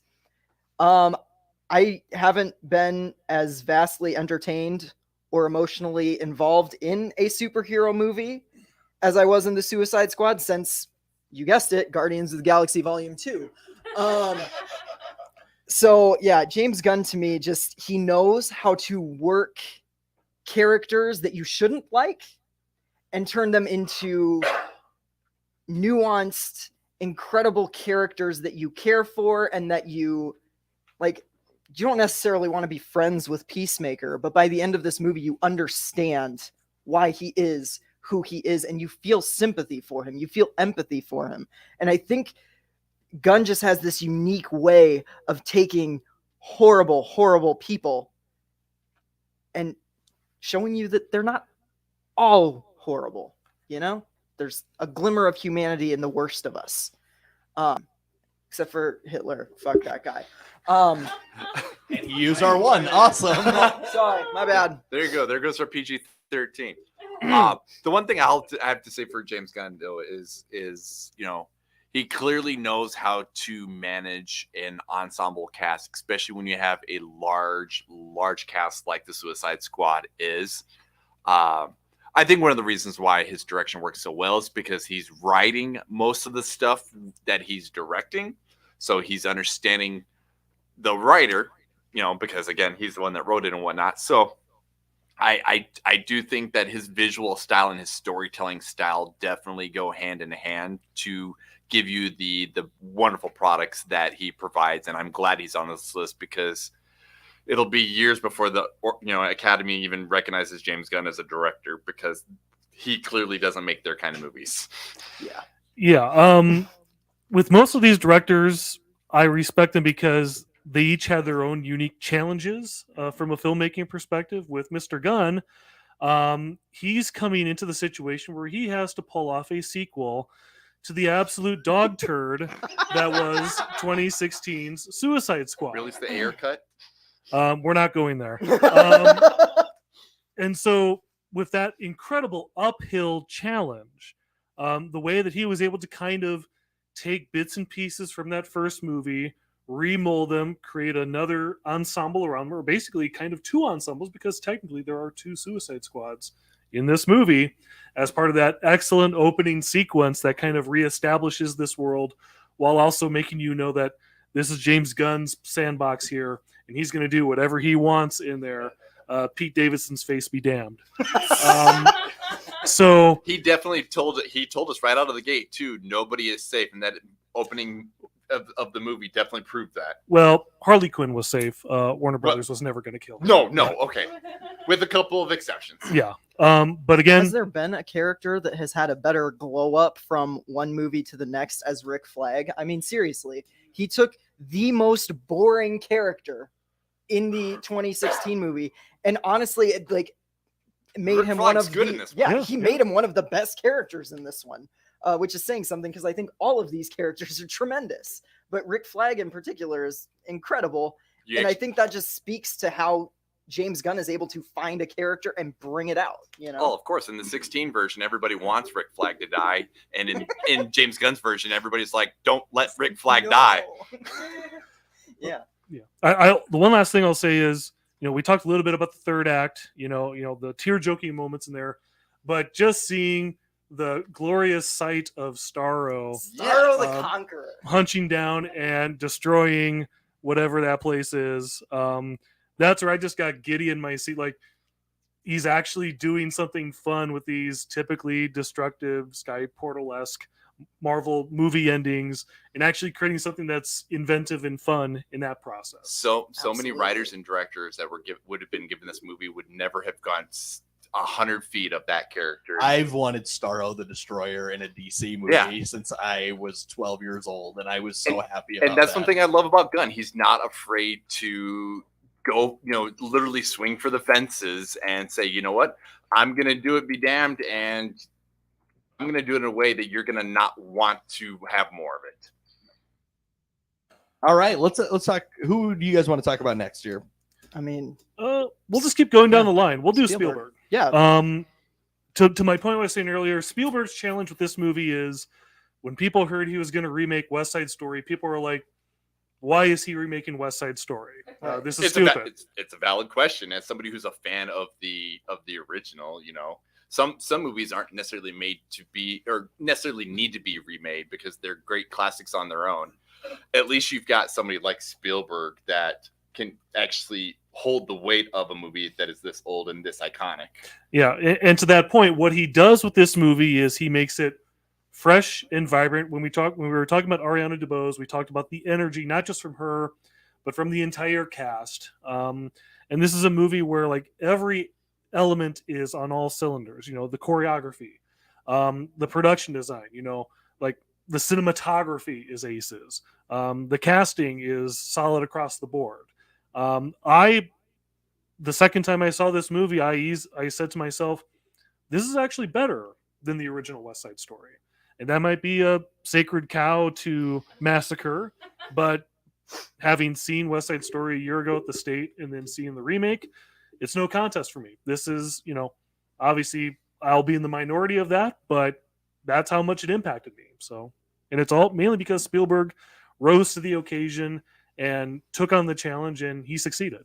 Yeah, well, he makes it his own. It's clearly a passion project for him, right? I mean, like, he always wanted to make a musical. Yeah. And that's where, and you can clearly see that, it's not like Spielberg just goes, well, I can make whatever I want. I can literally phone it in. He actually put the compassion behind this that it deserved. Yes. Mm-hmm. Yeah. I mean, the like you said, the America scene, like with Ariane, like everything in that sequence, how he stages it, it's such a vibrant, like, this is,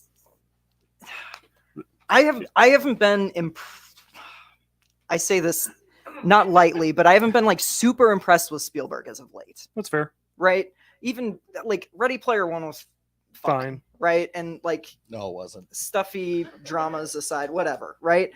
This felt like Spielberg kind of came alive again. I mean, you can just tell, like, you can just tell he was more invested in this than he has been in his last few projects. And I appreciate that. I appreciate that a lot. Jane Campion in Power of the Dog. Yeah, I mean, obviously we saw in this past week, the Power of the Dog became the de facto Oscar front runner. Yeah.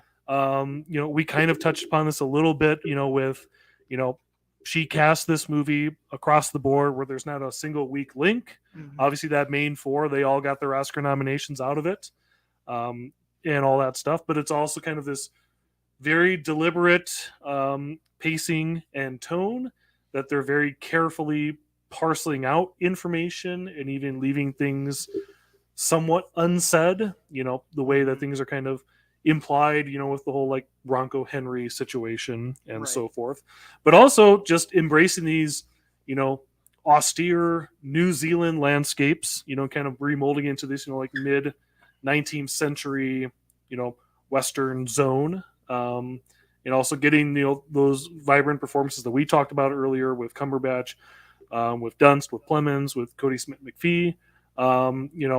I fully expect she's going to be probably walking away with the Oscar at this point in a month or so. Yep.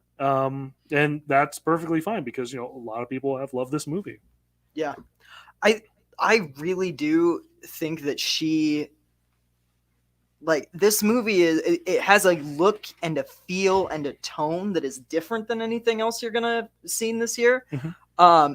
It's beautifully photographed. I mean, every 5 minutes there was a shot that was like, oh my god, that blows me away. Like the color palette, just everything that there's just a reverence to the landscapes as she's filming them, and I just think that's incredible. Or I think the movie stumbles a little bit as in its final moments. It's almost too understated for me, and it loses just a tad of the impact. That said, I can't really fault the movie much because of that. Like there's a very satisfying payoff still, and I think in a lesser director's hands, it could have been very hokey and over the top, the ending to this. Sure. And in understating it, maybe it, for me personally, undercut a little bit of like the gut punch, but it was more refreshing than an over the top, like, mustache twirl type of reveal ending. Right. So yeah, I dig this movie. I kind of hope she does win the Oscar. That doesn't mean I'm voting for her here, but I do kind of hope that she takes away the Oscar in this one, because I have to say, it's definitely one of those ones. It's an absolutely beautiful movie, and you can't take away from that. To be able to get an all across the board performance from all of your actors and whatnot definitely goes to show the amount of work that she's putting into it and getting out of the actors. I agree with you though that there's a little bit of even like that last 10-15 minutes where that there's just something that just doesn't sit like how you feel like it should have ended. I can't take that away from her because unless she's the one that wrote it, which I don't remember off the top of my head. sure. So I mean, overall, it's absolutely beautiful, and I will be curious to see how everything kind of plays out when that all comes around. Yeah. Well, I mean, just the casting alone on this movie, like her directing these actors to the performances that they gave, like that alone is one of the greatest feats a director has accomplished this year. Yeah, incredible. All right, let's rip the Band-Aid. We're going to talk about Mr. PTA. So, I've had an affinity with Mr. Paul Thomas Anderson, from his late 90s heyday, big Boogie Nights and Magnolia fan, and obviously, through the years, whatever he's made, even as he's kind of warped his career into more of this, very much, elite auteur position, he's still the filmmaker who I'm going to see all his movies. I drove to Sioux City to see The Master because, damn it, it's Paul Thomas Anderson. I'm going to see that. And even though he makes, these very increasingly cryptic movies like your Masters or your Phantom Threads or your Inherent Vice or what have you, there's always that thought of me in my mind thinking will there ever be a day where Paul Thomas Anderson could actually harken back to those earlier, sweeping California ensemble works that he did? And that's probably a big part of why I latched on to Licorice Pizza, because it is kind of harkening back, where you see kind of his skill as a filmmaker from those olden days, those elaborate tracking shots, like, for example, when Cooper Hoffman is walking through the pop culture convention and walking past John C. Reilly's Herman Munster, Right. And all the other quasi-celebrities and stuff. Which is my favorite gag of the movie. I wanted to call that out so at least Sam could give some encouragement to the movie. Yes. But, he also just makes it effortlessly breezy, in my opinion as well. I know you have a different thought on it, but for me, I just found it to be a very fluffy and entertaining and nostalgic work that just went down very easily. And, there's the case to be made, that being able to make a movie like this and command, these types of very entertaining performances, because they filmed this movie like very early in COVID, like August of 2020. So obviously there's still a lot of uncertainty at that time, and he's still able to elicit, all these entertaining, charming performances and really make this a breezy, fun time. Again, in my opinion, that really endeared to me. And so I have to give PTA credit for that. And I know whenever you guys ultimately get to seeing this movie, which I know you will, hopefully you'll be in the same boat as me, but that's just me. I've been wanting to see it. I really have. It's just it yeah. has such a limited release that. And that's the part that it sucks for me, is that because of that limited release, I can't even give my 2 cents and whatnot, because I'm intrigued by this movie, and Paul Thomas Anderson is one of those ones where I have a huge blind spot, and this could have been that proverbial entry point to this here. And I think this is one of the most Paul Thomas Anderson movies that he's ever made. So this is like the Wes Anderson to the other Anderson. Yeah, it is, because this is very much a movie that screams Paul Thomas Anderson. And Derrick, you stated what do you mean so by that, eloquently. Sam? I guess for anybody who might have that blind spot, I think a lot of film fans know Wes Anderson. Right. we can get what you mean by that. But with Paul Thomas Anderson, I think there might be a common blind spot there. PTA is a filmmaker that I admit I'm kind of alone on this island in the fact that I nothing he's done has ever completely wowed me, and I'm a weirdo in the fact that my favorite PTA movie is most people's least favorite, An Inherent Vice, which is a movie not without its problems, but I find it entertaining anyways. This one, Paul Thomas Anderson is not so much involved with plot mechanics, moving stories in my opinion. And I feel like this movie is very much a meandering one, which isn't terrible if you write likable characters. And I didn't find many of the characters. I just didn't find anything to latch onto in this movie, really. Alana Haim's character, yes. But by the end of the movie, I was so kind of done with what they'd kind of done with her character that this movie for me was not the breezy watch that it was for Derrick. But I'm also not going to poo-poo all over this movie, because Derrick stated his thoughts really beautifully, and I don't want to take something that he loves and be like, Whitmer's pizza sucks. How dare you? Even though I've done that in private a couple times. I'm sorry, all Derrick. the time. No, there are some great sequences in this. For one thing, I will agree, Derrick, I know you called this out in your Letterboxd review. The Life on Mars needle drop is really cool. The long tracking shot through the gas crisis, all that. There are good elements here. I just found myself getting aggressively more disconnected from this movie as it went on until the end, which really just rubbed me the wrong way. And this just isn't a Sam movie, and I'm okay with that. I'm really glad that Derrick liked it. I hope that when you guys watch it, you like it too. No one goes into a movie wanting to hate it. I was very excited for this movie. I just didn't. Well, yeah, that's true. Internet trolls, but yeah.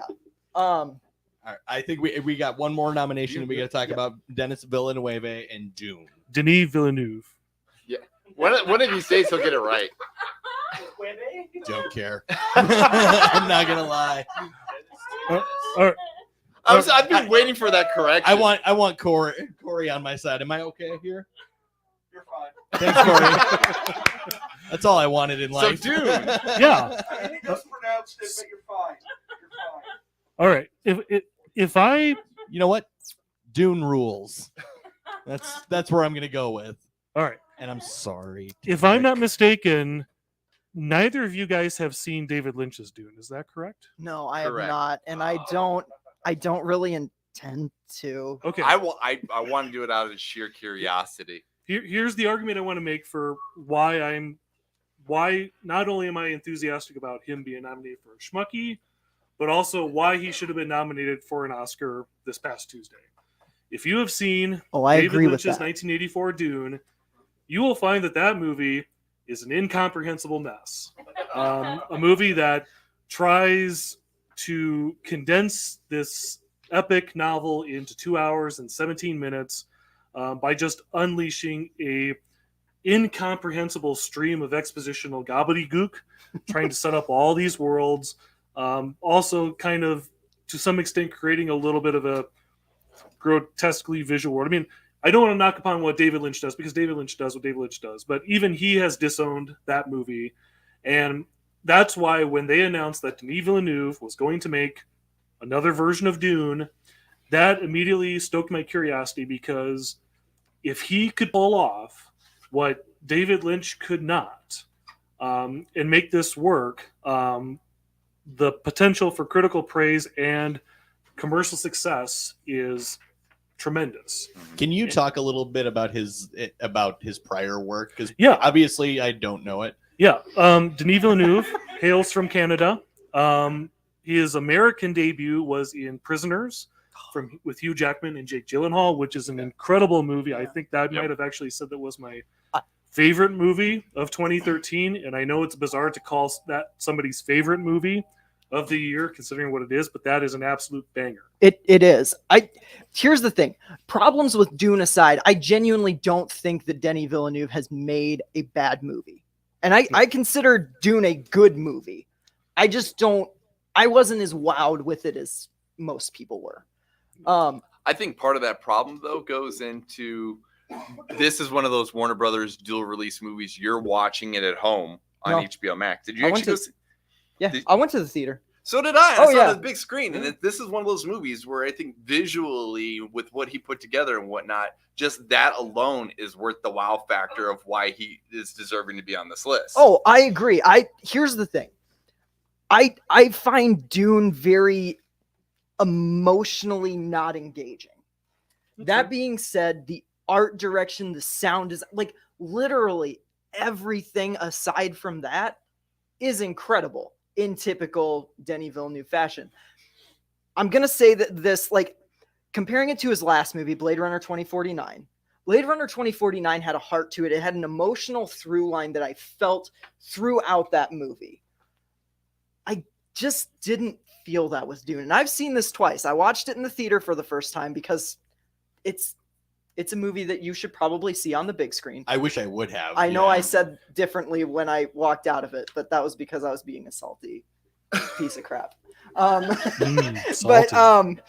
you? Me? Never. The words he was saying. That said, I watched it again at home about a week later because I'm like, is this going to hit different? Like, knowing what I'm getting into, like, knowing the world a little bit more. And it just didn't. There's just something about this movie that I'm just not getting the emotional response that I was hoping for, right? He didn't cry. I didn't. And I think there are a couple big moments that I should have. And that felt like, I mean, I'm not going to spoil the movie, but Timothée Chalamet has a very like gut-wrenching thing he has to do in the final like moments of the movie. And I feel like the emotional impact it has on him is just glossed over.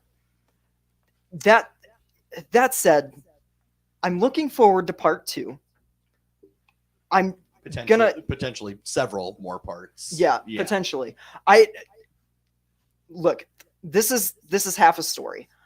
I'm gonna wait and totally judge Dune when I've seen the end of where these characters end up. Because as just Dune Part 1, it just didn't work for me. That said, Villeneuve is one of the all-time greats already. I mean, he has put out consistent movies in a way that like no one has. This is a blind spot. I do genuinely apologize. No, to everybody for mispronouncing the name. This is no. Thank you, Jamie. But I mean, I can't see your point of view on this one. I really can't, because from the directing standpoint, the things that he accomplished with this, as far as from the visual effects, from the sound, from the actual script itself, from him getting performances that actually blended together, I'm just not with you on this one. Gotcha. And like that's the thing. That's the beauty of movies. We all watch them in our like different movies. Oh yeah, this isn't the first time we've disagreed. Right, exactly. It's probably not going to be the last. it's probably not even going to be the last time tonight. But yeah, no, Denny deserves to be here. I think he absolutely got snubbed at the Oscars. When you nominate a movie for as many technicals as it did, who do you think monitored all of that? Right. Did the movie make itself, in the words of Dan Murrell? Like, Denis Villeneuve deserves to be in that Oscar category, and it really upsets me that he's not. But yeah, I'm glad that he was at least nominated for a Schmucky. For sure. Well, let's move on to your guys' votes then, and because I can't really tell where everyone is leaning, to be honest. James Gunn. All right, Sam. Sorry. Sam is saying James Gunn. Let's hear from Brian. Wow, that took me for a little bit of a surprise. No, not that you were voting for James Gunn. That I just wasn't expecting. It's a movie in which a guy in a polka dot onesie fights a giant starfish. Like, I'm sorry. What more do you want from cinema, guys? Well, It sounds like Sam Lenz fan fiction, to be honest. Yeah. The one thing I will certainly say about this entire category, if there's one thing that we can show that all 5 of these directors pulled off with, at least for me, for Licorice Pizza, because I can only go off what you two have said, basically, is that we have got 5 directors who are very good at being able to not manipulate's not the word, but use the cast that they have in front of them and make some great movies and whatnot. Yeah, I'd say all of these directors are like actors, directors. Right, exactly. Yeah. That being really said, fair point. Yeah. That being said, I think myself personally, I do have to go with James Gunn, just simply because I think he pulls off what I don't think a lot of directors could do, with not only with the sake of the directing these actors and whatnot, but giving us a story that I don't think many people would be able to pull off in its weird wackiness. Again, who would have ever thought we'd ever get a 70-foot starfish and not think that it doesn't look like absolute crap on screen? And then have its last line be absolutely heartbreaking and make me cry again. Like, seriously. God, this movie, guys. Derrick, where are you voting? Well, again, my vote does not matter. But I will use We still love you, Derrick. I know you do. I will use this opportunity. Again, I explained my case for Denis Villeneuve. Again, that was going to be a high wire act. And in my mind, he succeeded wildly on many fronts. So I will give my vote to him, even though he didn't stand a chance against the 2 Guns. I will say, I will throw this out here, Derrick, that if I didn't have Gunn as one of my nominations, Denis Villeneuve would definitely be the one I would have to go for, because next to Gunn and a story and what he put together, Denny is the next one in line for me. That's fair. All right, so let's give it up for James Gunn, the winner for Best Director. All right, we are going to move directly into our final award tonight, ladies and gentlemen. Before we do so, let's make sure that you are following Backlot 605 on all of social media, on Letterboxd as well, and then on YouTube. Make sure to follow Backlot 605.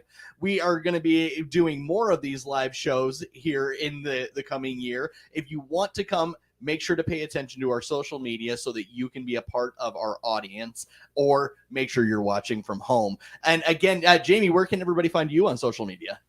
Jamie Tucker Comedy on Facebook. Tell them to send me some tips. All right, Jamie Tucker Comedy, where she can get tips. Make sure to follow her on Facebook. Yeah. And then make sure to follow. Do you have everything as well, Travis? Yeah, I'm pretty much everywhere. Just look for Magic of Travis Nye or Spellbound Magic Shop. All right, Magic of Travis Nye or Spellbound Magic Shop. Make sure to visit the shop right here on the corner of Marion and 41st. Wait, yes, Marion. Gosh, Good job. Good job, Charlie. I always forget this corner street. Can I just say too, like, honestly, Travis, like, thanks for letting us use this place all the Absolutely, time. yes. And like, you're always doing things to constantly improve this place, and it's Yep. incredible, like what Yep. you're doing with this. You really need to come down and see a live show. And Yeah. we also have to give it up for Charlie being our MC Yes. for the evening as Thanks well. for being here, Charlie. Without you, our structure probably would be just... He's keeping us in range. Charlie Eccles adding structure. Who'd have thunk? All I'd be right. like, shopping mall. All right. Not even an act. Now, don't forget, after this, we have a very big announcement, but we are here. We're finally here, which I think this might be the most talked about category of the evening.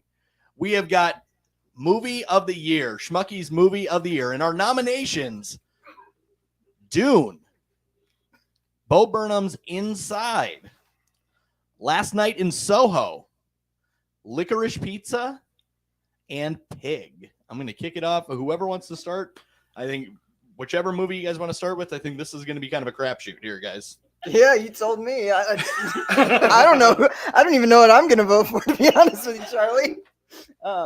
Yeah, should we start with Pig? Sure. I mean, Wink, wink. Yeah. It's all about the bacon. Mm-hmm.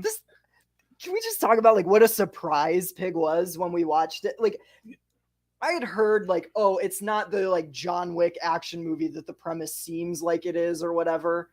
But I had also heard it like, but it's still like John Wick, right? I personally called it John Wick meets Ratatouille, Yes! which is both a gross oversimplification of the You premise, think? but also more fitting than you'd think. Yeah. In a way.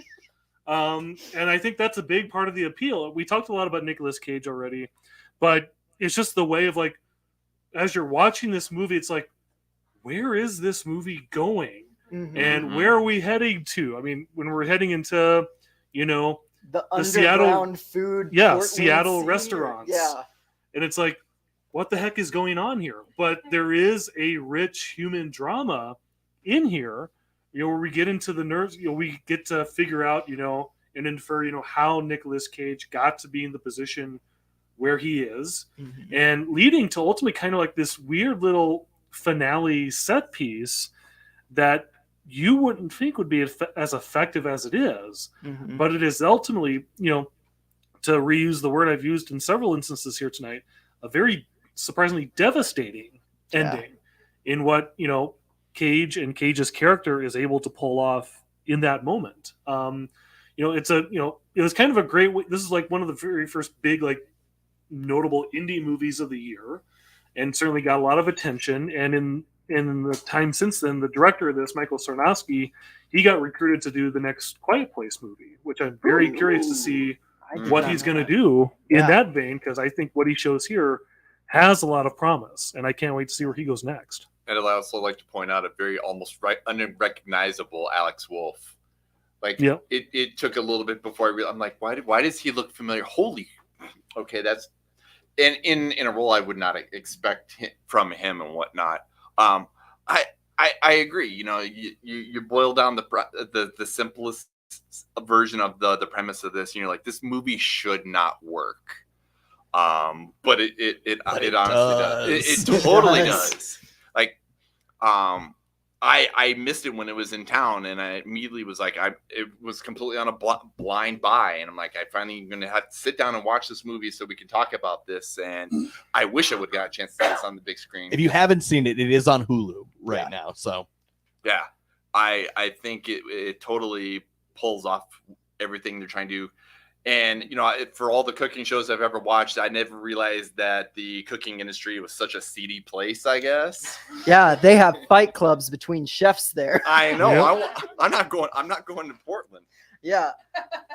So Pig is one of those movies, like, you guys know me, animal stuff in movies gets me. And so when it played at the State, I was both very excited that the State was getting it, and I was also like, I'm not watching this in a room with a bunch of people because I will be a mess at the end of this movie. Because I Googled it. Animal stuff, you want the spoiler. Yep, I needed the spoiler for what happens to animal or animals or whatever. And it's a very hard movie to watch at times. That said, like, it is gorgeous, and it's unmatched in the way it slowly reveals different things about this world. There are little characters that pop up here and there, like, that make such an impact, and you don't necessarily see them again, but like every scene in this movie is memorable. There's no point in this movie where you can become disengaged from it, because it sucks you into this world and it doesn't let up. And my God, I was a weeping mess on the floor by the end of this. I had tissues all over, and I'm like, Gross, Sam. just like, I'm like curled up in my freaking. He Oh, says wait a this, and minute. this is like 85% of his movie watching. I get what you're saying. I know. It is. It is. It could be a rom-com. He'd still be crying. I do cry at rom-coms a lot.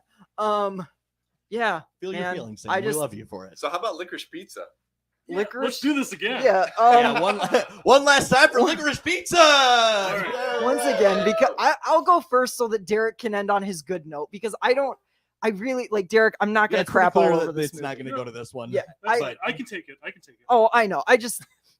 Man, I was very emotionally disengaged from this movie.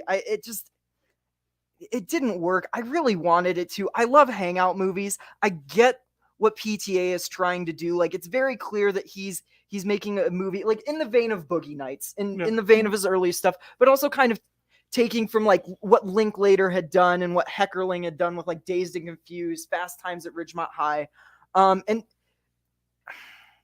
there's just something about it that just, I don't know. I can't quite put my finger on it.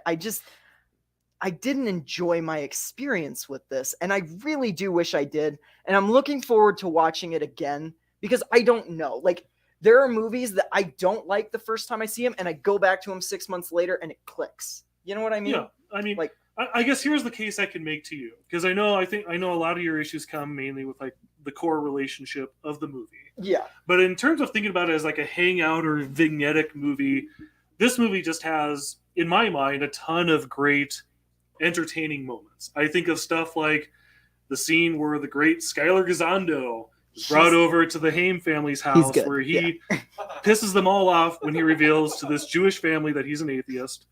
Or the scene, of course, with Bradley Cooper as real-life insane movie producer John Peters, going maniacal on this movie for a good 10 minutes. Or the scene where Alana Haim goes to the talent agent and just lies through all these supposed skills she has. Or completely incomprehensible Tom Waits showing up as this maniacal movie director. All sorts of stuff like that. And this, or even you mentioned the Life on Mars moment, where Cooper Hoffman and kids keep running through this street during the gas crisis shortage. And for that brief moment, I had that feeling of, I'm sure just right off camera, the 1970s just keep on going and going and going through there. Because that's a big part of it too, is it has this really transportative quality to it, where you're sucked back in to this more carefree time period, right? That's where a lot of the magic lied for me in there. And again, that's one of the cases that I can make for it, in that even though you may not like the whole creepiness of this high schooler going on this 25-year-old girl, there's still a lot of fun and laughs and all that sort of stuff here, and it's just an entertainingly breezy movie to take our worries away during this year, or these past 2 years when we've had all this global pandemic stuff. Here's just something that's just straightforwardly entertaining and charming, and I'm here for it. So, there we go. Well said, Derrick. All right. You make me want to watch the movie, unlike this one over here. You make me want to rewatch it, because I genuinely feel like I'm missing something, Derrick, and I want to watch it and feel what you feel, man. Like, I really do. So. All right, let's move on to the one right here in the middle. This is one of my personal favorites of the year, Last Night in Soho. Yeah. Derrick's representing this movie, which, oh my God, like, I hope he's showing his cards, is what I'm saying. Derrick, I'm representing this movie much in the way that you're representing 1991. Yes. Like 6 years before he was born. Yeah. Hey, now it was only 2. Okay. 2 years. Yeah, but he's still exactly. Thank you. It looks like he's 12. All right, Last Night in Soho, guys. Yeah, Last Night in Soho. So this is the latest from Edgar Wright, who is mostly known for doing like comedies, right? Scott Pilgrim. Yeah, Scott Pilgrim. You've got like the Cornetto trilogy with Shaun of the Dead, Hot Fuzz, World's End, Baby Driver, where that started veering into more serious territory. This is Edgar Wright going full on. I'm gonna make a horror movie, and I'm gonna make you entirely uncomfortable for the entire runtime of this.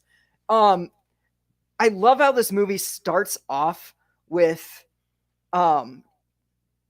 Oh my gosh, why am I blanking Thomas on and Mackenzie. Yes, Thomas and Mackenzie. I love A how it solid starts with performance. her, like, and this big-eyed idea of what the 60s in London were. She loves it. She's obsessed with it. Has all the records. Her fashion style is totally like inspired by it. And then the movie slowly starts subverting all that 60s nostalgia and showing the dark underbelly to like how we only remember the good stuff from these eras. We romanticize them, and under all of that veneer and shiny, like, ooh, bright lights and dance numbers, there's some awful things going down. And there's one sequence in particular before you get to the climactic giallo inspired moment where it's just Matt Smith's character chasing Anya Taylor-Joy through these like increasingly weird labyrinth mazes, and it's so trippy and surreal, and also just grounded in like real interactions with how like men treat women, and it puts a pit in your stomach. And from that moment on, that pit never left. And for a movie to do that so well, I know that people say the ending and the twist get a little messy. I disagree. I think it has to be a little messy anyways, by design. Like, it's not a movie. Yeah, it's not a movie with clear-cut answers. It's not trying to paint like it's. Oh my God, I don't know. I've only seen this once in a good way. Yeah, it's a messy ending. Yes, Yeah, exactly. Yeah, and this movie made me feel like very. I just couldn't stop thinking about it for like a month after having seen it. And I wanted to go see it again, but I'm like, no, I just need to sit with this. And I still haven't gone back for a rewatch because I'm just like, I don't know. I can't imagine that it's going to improve on a rewatch just because that feeling that it left me with initially, I just don't know if it's ever going to top that. You know what I mean? Yeah. Derrick, I know you've seen this more times. Yeah, I not unlike Thomas and Mackenzie keeping going back to the 60s every night, I went back to this movie repeatedly in the 2 weeks that it was in theaters. Yeah. And it's, not unlike Licorice Pizza, it's a very transporting movie back to this era, and Wright nails that part. Yeah. I'm always in awe of that moment where Thomas and Mackenzie heads down that alley and emerges, and there's the big theater marquee advertising Thunderball, and you're like, whoa, this is really awesome. Yep. The production design, very stunning. The performances, Thomas and Mackenzie, this very, again, vulnerable performance. You're kind of rooting for her as she tries to make her way through fashion school. You've got Anya Taylor-Joy having this very elusive, enchanting presence, in that iconic pink dress. I compare it to, like, I've called this my Cruella in terms of it doing exactly everything that movie does, but in a way that I enjoy it a lot more than that. I don't disagree with you, even as someone who loved Cruella. Somebody who liked Cruella, this one even has better musical, timing as well. Yeah. The music is great in this. Again, Edgar Wright knows how to use a soundtrack, and he just calibrates everything excellently. The chilling moments are there. The other performances, I have to give credit to Terrence Stamp and Diana Rigg, two old pros who knock it out of the park. Diana Rigg is incredible in this movie. In her final role. Yep. R.I.P. And good luck getting downtown out of your head after watching this movie. Like, I watched it when it, like, literally opening weekend in theaters, and still, like, every other day it pops into my head, and I'm like, oh my God. I didn't have to have a pop in my head. I just found the playlist on my Apple Music, and I just kept listening to it over and over again. Because Anya Taylor-Joy's version of Downtown that she did for this is absolutely, it's haunting and exhilarating, and so many different emotions in what should be a relatively upbeat song. Like, the way that Edgar Wright is able to manipulate what, like you said, what we think of all the pretty and the happy things of the 60s and how dark it is. Like, I look at Matt Smith and I'm like, oh, it's Doctor Who. And I'm thinking how happy. And you realize that how much you want to hate Matt Smith by the end of this movie. He's a great villain in this movie. He's so You good know, in this. And just that weird dynamic of Anya Taylor-Joy and Thomasin McKenzie in what feels like it's the same role, but in separate roles at the same time. The work he does to, you know, like the mirror and like, you know, they're being the same person. Like, there's just so many things about this. And it keeps spiraling until, like you said, until it gets to the very messy ending, to the point where, like me, I agree. I think that ending needs to be messy, because otherwise it makes everything before it not make sense. Yes.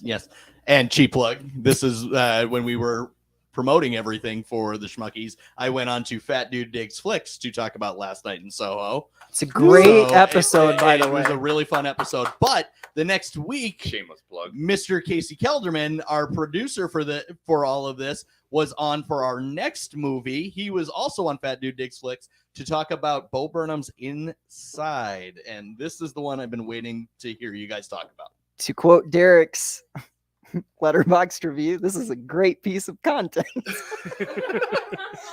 Yeah, It's content. Yeah. I mean, we don't want to relitigate the whole "is it a movie or not" Right. deal. I mean, Yeah. it deservedly got here. You know, Yeah. I'm gonna have no complaints about that in my argument for this movie.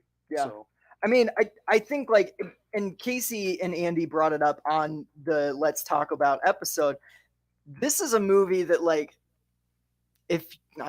we lived through 2021, we lived through 2020. You know exactly where Bo Burnham is when he did this. Mhm. You know, like, And then I know Elm Street House. yeah, which is really cool. I mean, this is almost a documentary on what life was like in the pandemic, especially for people who were trying to still find outlets and be creative and do the things they loved, and the hardships that came with that. Most of the time with Bo Burnham's specials, I can watch him over and over and over again. I love what he does. Everything from, like, his first random self-titled Comedy Central album all the way through this. I've loved everything he's done. Inside is the first thing he's done that I have not wanted to revisit since, because it brought up so many things in me while I was watching it, that I was like, I mean, this is a thing that openly talks about, like, suicide, mental health, and it's a hard watch at times. It's also utterly hilarious. But man, I mean, he documents everything from his, like, breakdown halfway through to, like, I mean, there's never been a comedy special that has made me feel quite as much as this one did. And I think, like, that's an incredible feat. And I think it 100% deserves to be on this, because it was one of my favorite things to come out of 2021. Yeah, and you know, I don't mean to interrupt you guys, but I've often said that he started a special, and what we ended up with was 2020 the movie. Yeah, and I would 100% agree with that. And whether you want to categorize it as a musical, anything like that, it started as what was supposed to be a special, and we got much more out of it, and I think it's well deserving of this nomination. Yeah, absolutely. I will be that devil's advocate, if you will. I don't argue what we have in this. I mean, if he would have played this as him, like you said, as if, like, in the form of a documentary, because I'm not one to say that you wouldn't put a documentary in the category like this and whatnot. That's not what he was doing. He wasn't basically documenting his mental health, a need to try to create something in the pandemic and everything like that. This is, like, you know, like I said before, this is a special. It's, for me, it's great content. I think he pulled off exactly what he wanted and whatnot. But I think he pulled off more than he wanted, though, Brian. That's where I think that's where this argument heads. Yeah, I think it's a movie. Yeah, I think All it right. transcends specials, but we don't need to litigate. Yeah, that but anymore. Derrick, it sounded like you had more. I'm sorry. yeah. I mean, I know I'll upset some people in this room here, but I don't have a long-term personal relationship with our Lord and Savior Bo Burnham. Same. I only know him from his movie work, including the aforementioned Schmucky winning performance in Promising Young Woman. God, So I'm coming into there. So, obviously I admittedly put off watching this special until like 2 weeks ago. Again, this was the very last thing I watched for the Schmuckies. Partially because, I've not had that interest in Bo Burnham, but also I was very much burnt out on movies made inspired by COVID. Because, we've seen all these Zoom type things and stuff like that. I'm like, here's another one of these. To his credit, and again, this is where if he was like in the director nomination category instead of acting, I would have given him all the compliments, because what he's able to do visually within the space of that room is still quite impressive. Also, to his credit, even though, again, this is, work that becomes a document of the past 2 years, there's still a lot in this special that works completely independent from that knowledge. When he's just doing silly stuff like riffing on reaction videos or Twitch, or most notably white women's Instagram feeds. That stuff is, admittedly brilliant and hilarious and savvy. And he's able to kind of get into the notion of, how we handle social media and stuff like that. To the point I was saying earlier about his performance and the fact that, he is a very performative kind of guy to me, I sometimes felt like that performativeness, kind of ultimately got in the way of some of the truths that he was getting at in that special, where there be like his own mental health state, where at least to me, those points didn't land as much in it, because there is always that little bit of artificiality layered on top of, the core tenets of that. But I still can't deny that there's a lot of great stuff in here in terms of, again, being a very technically proficient director in this environment, in terms of, his writing and especially his songwriting. There's a lot of brilliant stuff in here, and that can't be denied here either. All right. And that, I was really looking forward to hearing that, so I appreciate that very much, guys. But we have one more movie to talk about, and that is Dune. I mean, I've already talked at length about Dune.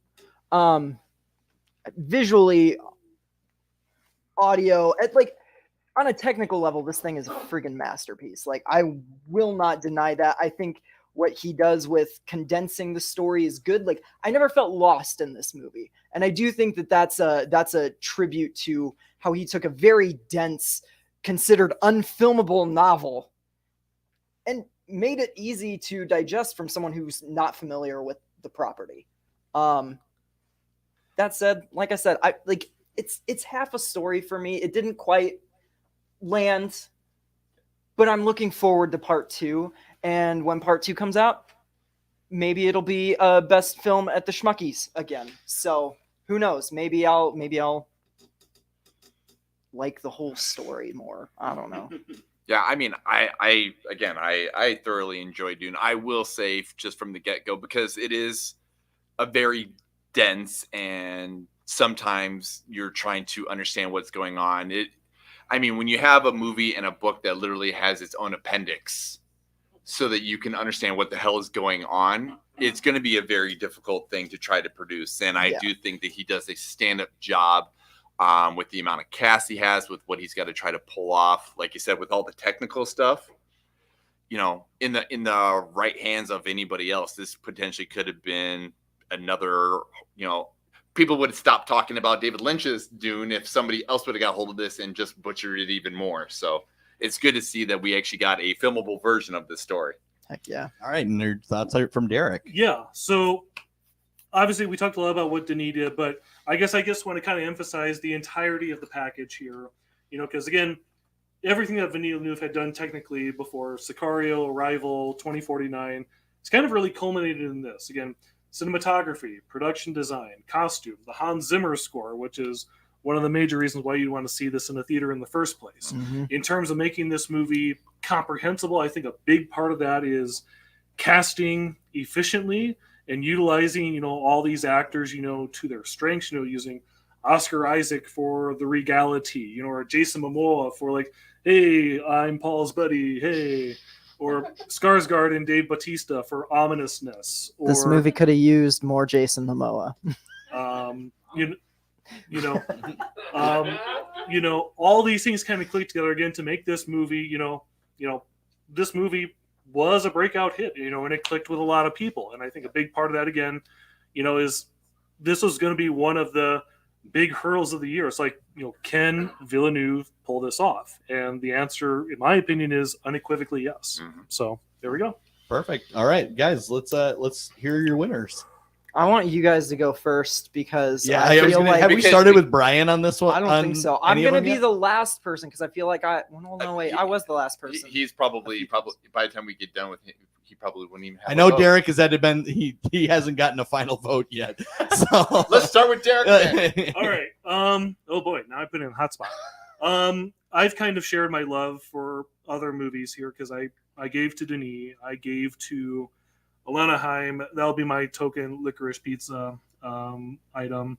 The more I talked about it here, the more, you know, the more I might have to give, because ultimately it's kind of the 15-year payoff to when he made that Don't trailer. I'm going to give mine to Soho. Why the heck not?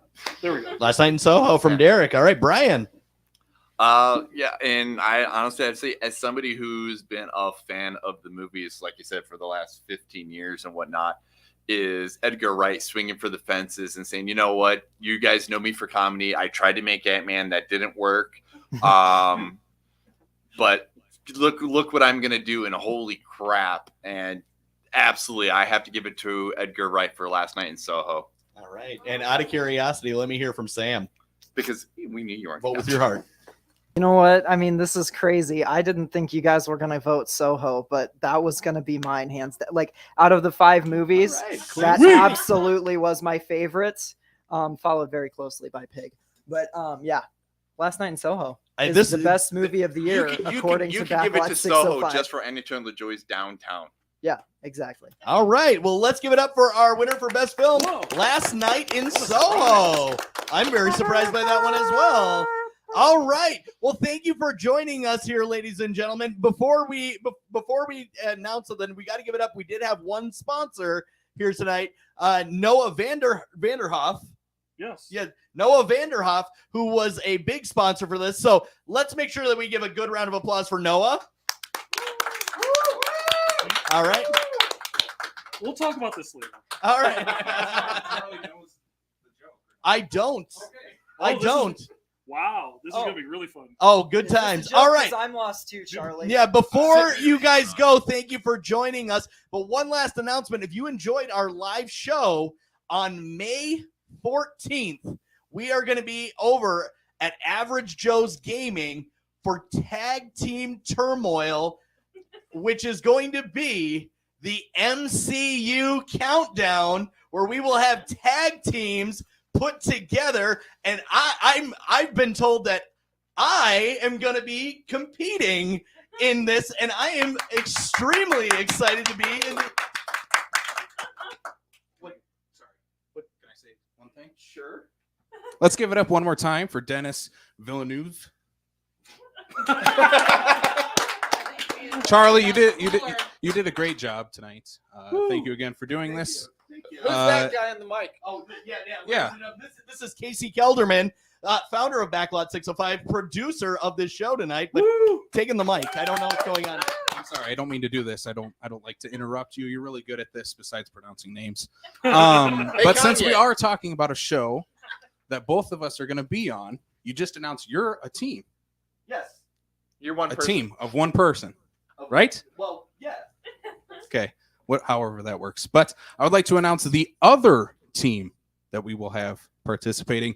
Myself, Brian Mensing, Sam Lenz, team Backlot 605.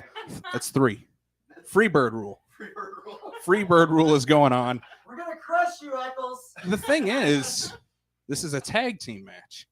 You need to be a team. Yes, it is 3-on-1. But we also are going to have 2 other teams, from what I've been told, as well. And they actually have partners, unlike you. With that being said, you have a couple months to find one.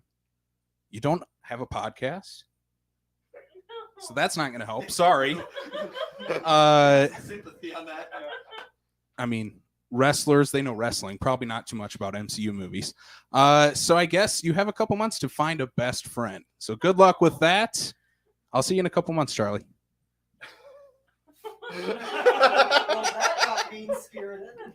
Teaser. I guess I have to go on a best friend hunt, ladies and gentlemen.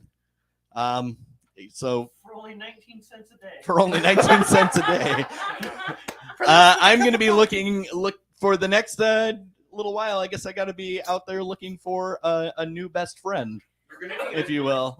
I'm going to need it. Really? Okay. Well, that just ruined my night. Thanks for being my friend, Casey. All right. Well, anyway, thanks for joining us on the Schmuckies. Here, everybody, thank you guys. Let's give it up for Travis for giving us the space. Jamie. All right, let's give it up for our panelists tonight, Sam, Brian, and Derrick. And May 14th, make sure to join us live for Tag Team Turmoil, the MCU Countdown. And I guess I'll find a best friend before we go. But as you listen here, guys, we will be announcing the teams over these next few months. So make sure to pay attention. We're going to have a few surprises. This is going to be, I'm going to swear again, this is going to be fucking crazy. I'm so excited. So, R-rated. We're going to go with the Adventures of Babysitting rule where we get All right. 2. Thank you very much for joining us, ladies and gentlemen. Thanks again. Make sure to follow us on all our social media. Bye-bye.